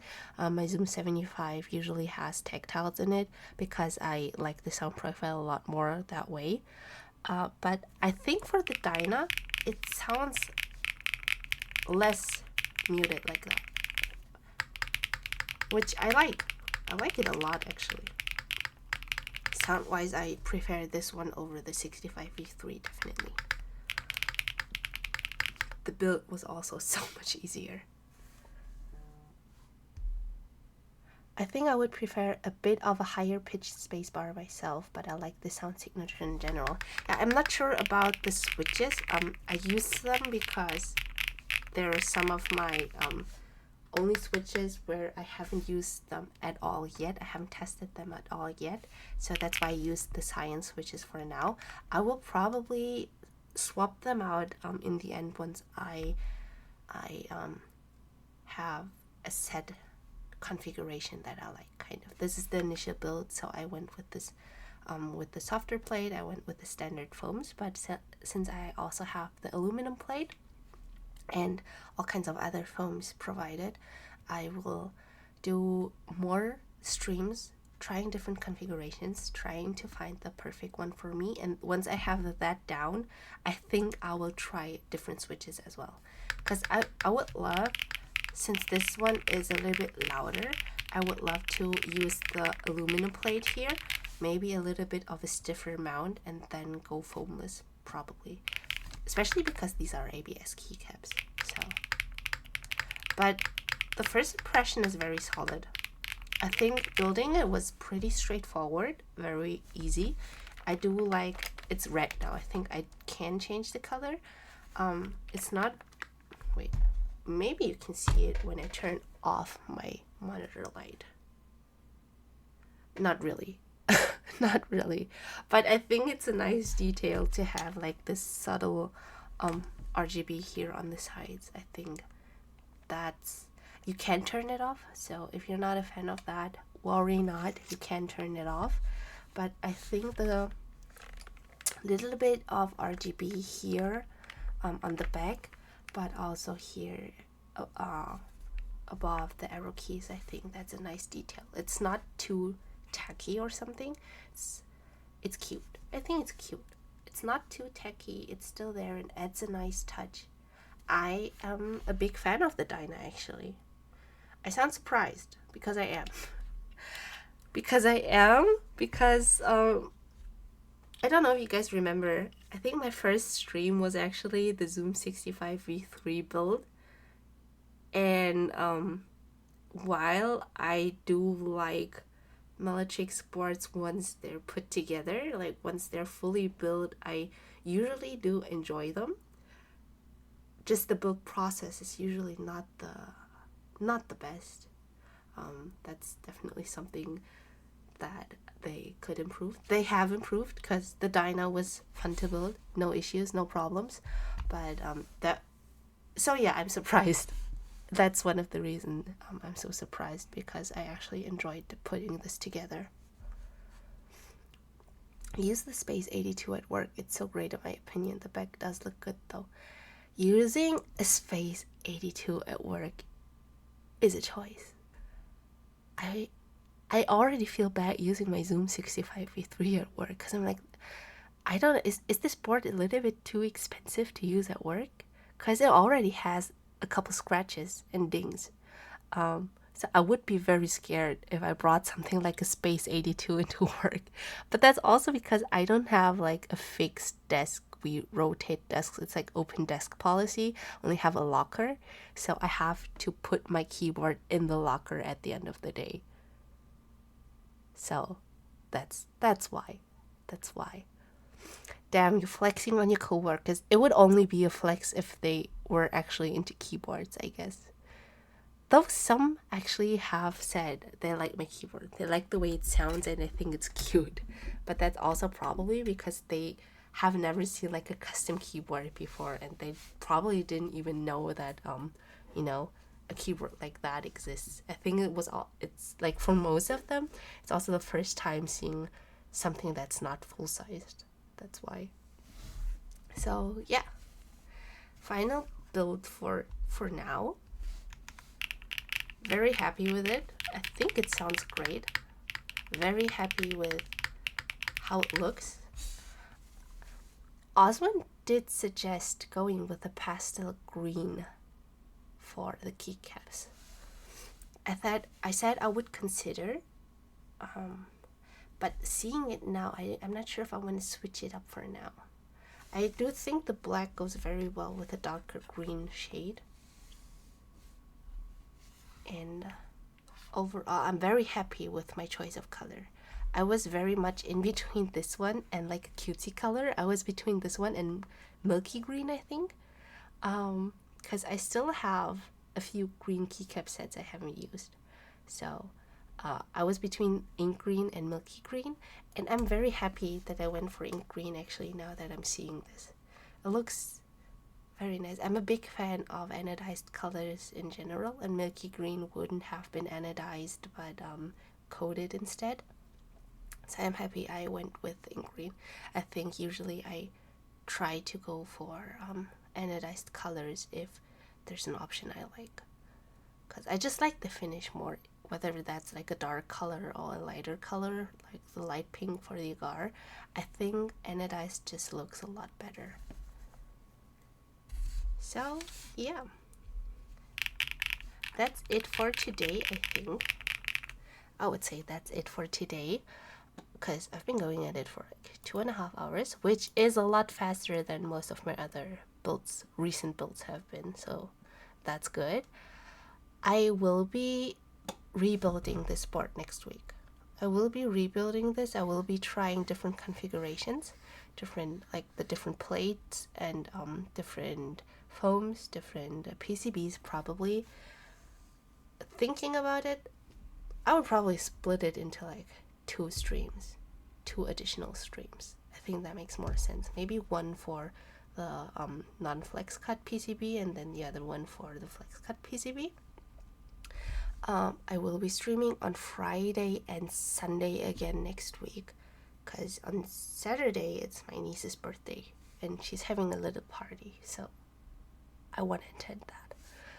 So Friday and Sunday again, and then I think I don't have anything planned yet for afterwards, but I'm gonna think of something.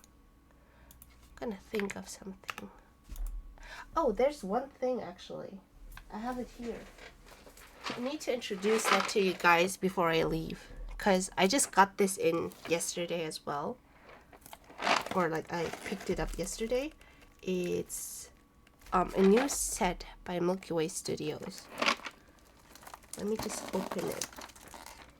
And I'm very excited to show you guys, because it's actually a set that a friend of mine designed. The group buy was extended. It's still open until the 16th of June. Wait, let me see, because it's stuck together. It's called Milky Way Dim Sum. And it's a very, let's say, minimalistic set, which I think is good. I'm probably gonna put this on my brown QK75 and also receive a hydrate redemption. Thank you very much. So I'm probably gonna rebuild my QK75N, because right now it's foamless. I do think I prefer it with foams though for that board specifically. So I'm gonna swap out the keycaps too, and I'm gonna put these on it because I think they would go well with like the coffee theme, the dark brown and the beige case. And it doesn't look very dim sumish if you look at only the base here, but I think, at least I think, the novelties are included, yes.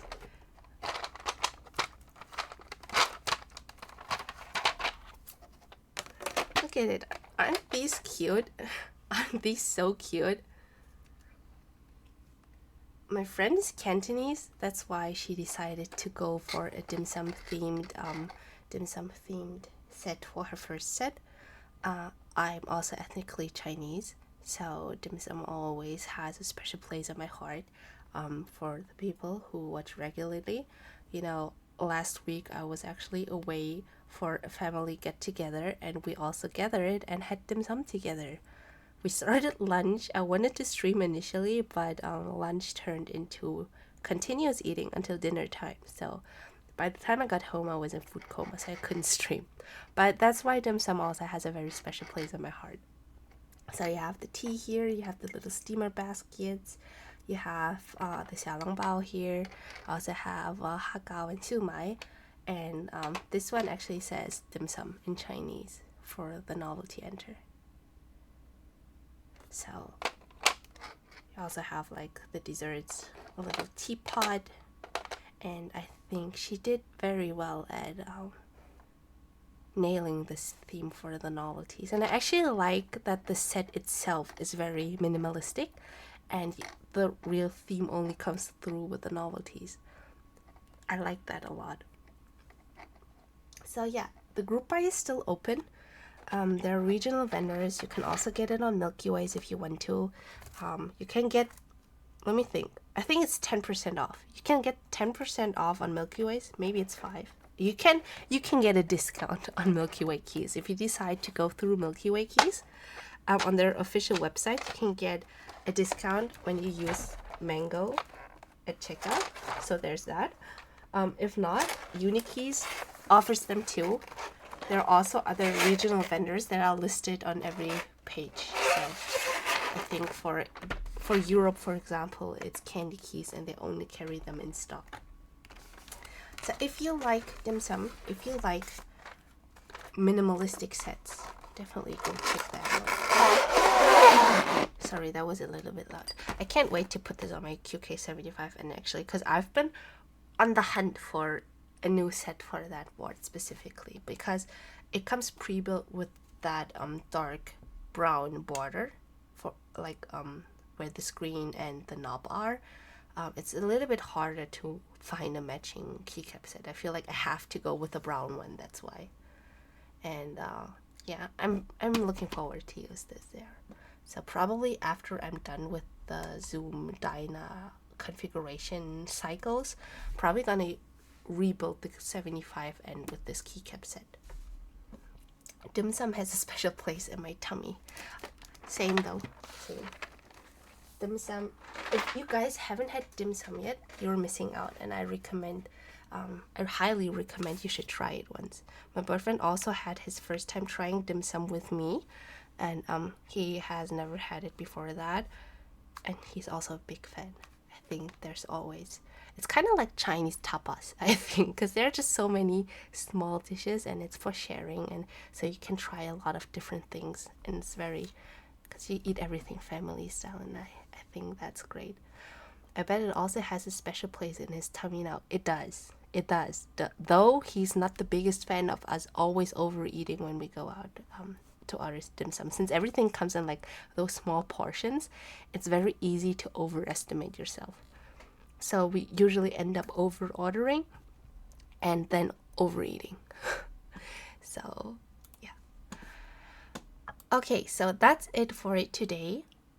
Let me see who is online. Phoebe is actually online. Phoebe is finally back. She's building a Daji Ocho Quattro. And she's currently getting her steps together. So she's at the start of her stream. So jumping from one build to the next one, I think that's a good idea. So we're gonna raid into Phoebe's stream. Hope you enjoy her build as well. She's always very fun to watch, also very chatty, very nice. So I hope you enjoyed that one. Thank you very much for the new follows. Really appreciate it. Thank you for keeping me company while building this. I hope you enjoyed it. I hope you'll be back for next week, for next Friday, when I will be trying different kinds of configurations for the Dyna. And I hope you have a nice rest of your weekend and a nice week ahead. So let's raid into Phoebe's stream. Say hi to her. Thank you guys, and see you guys next time. Thank you very much. Bye.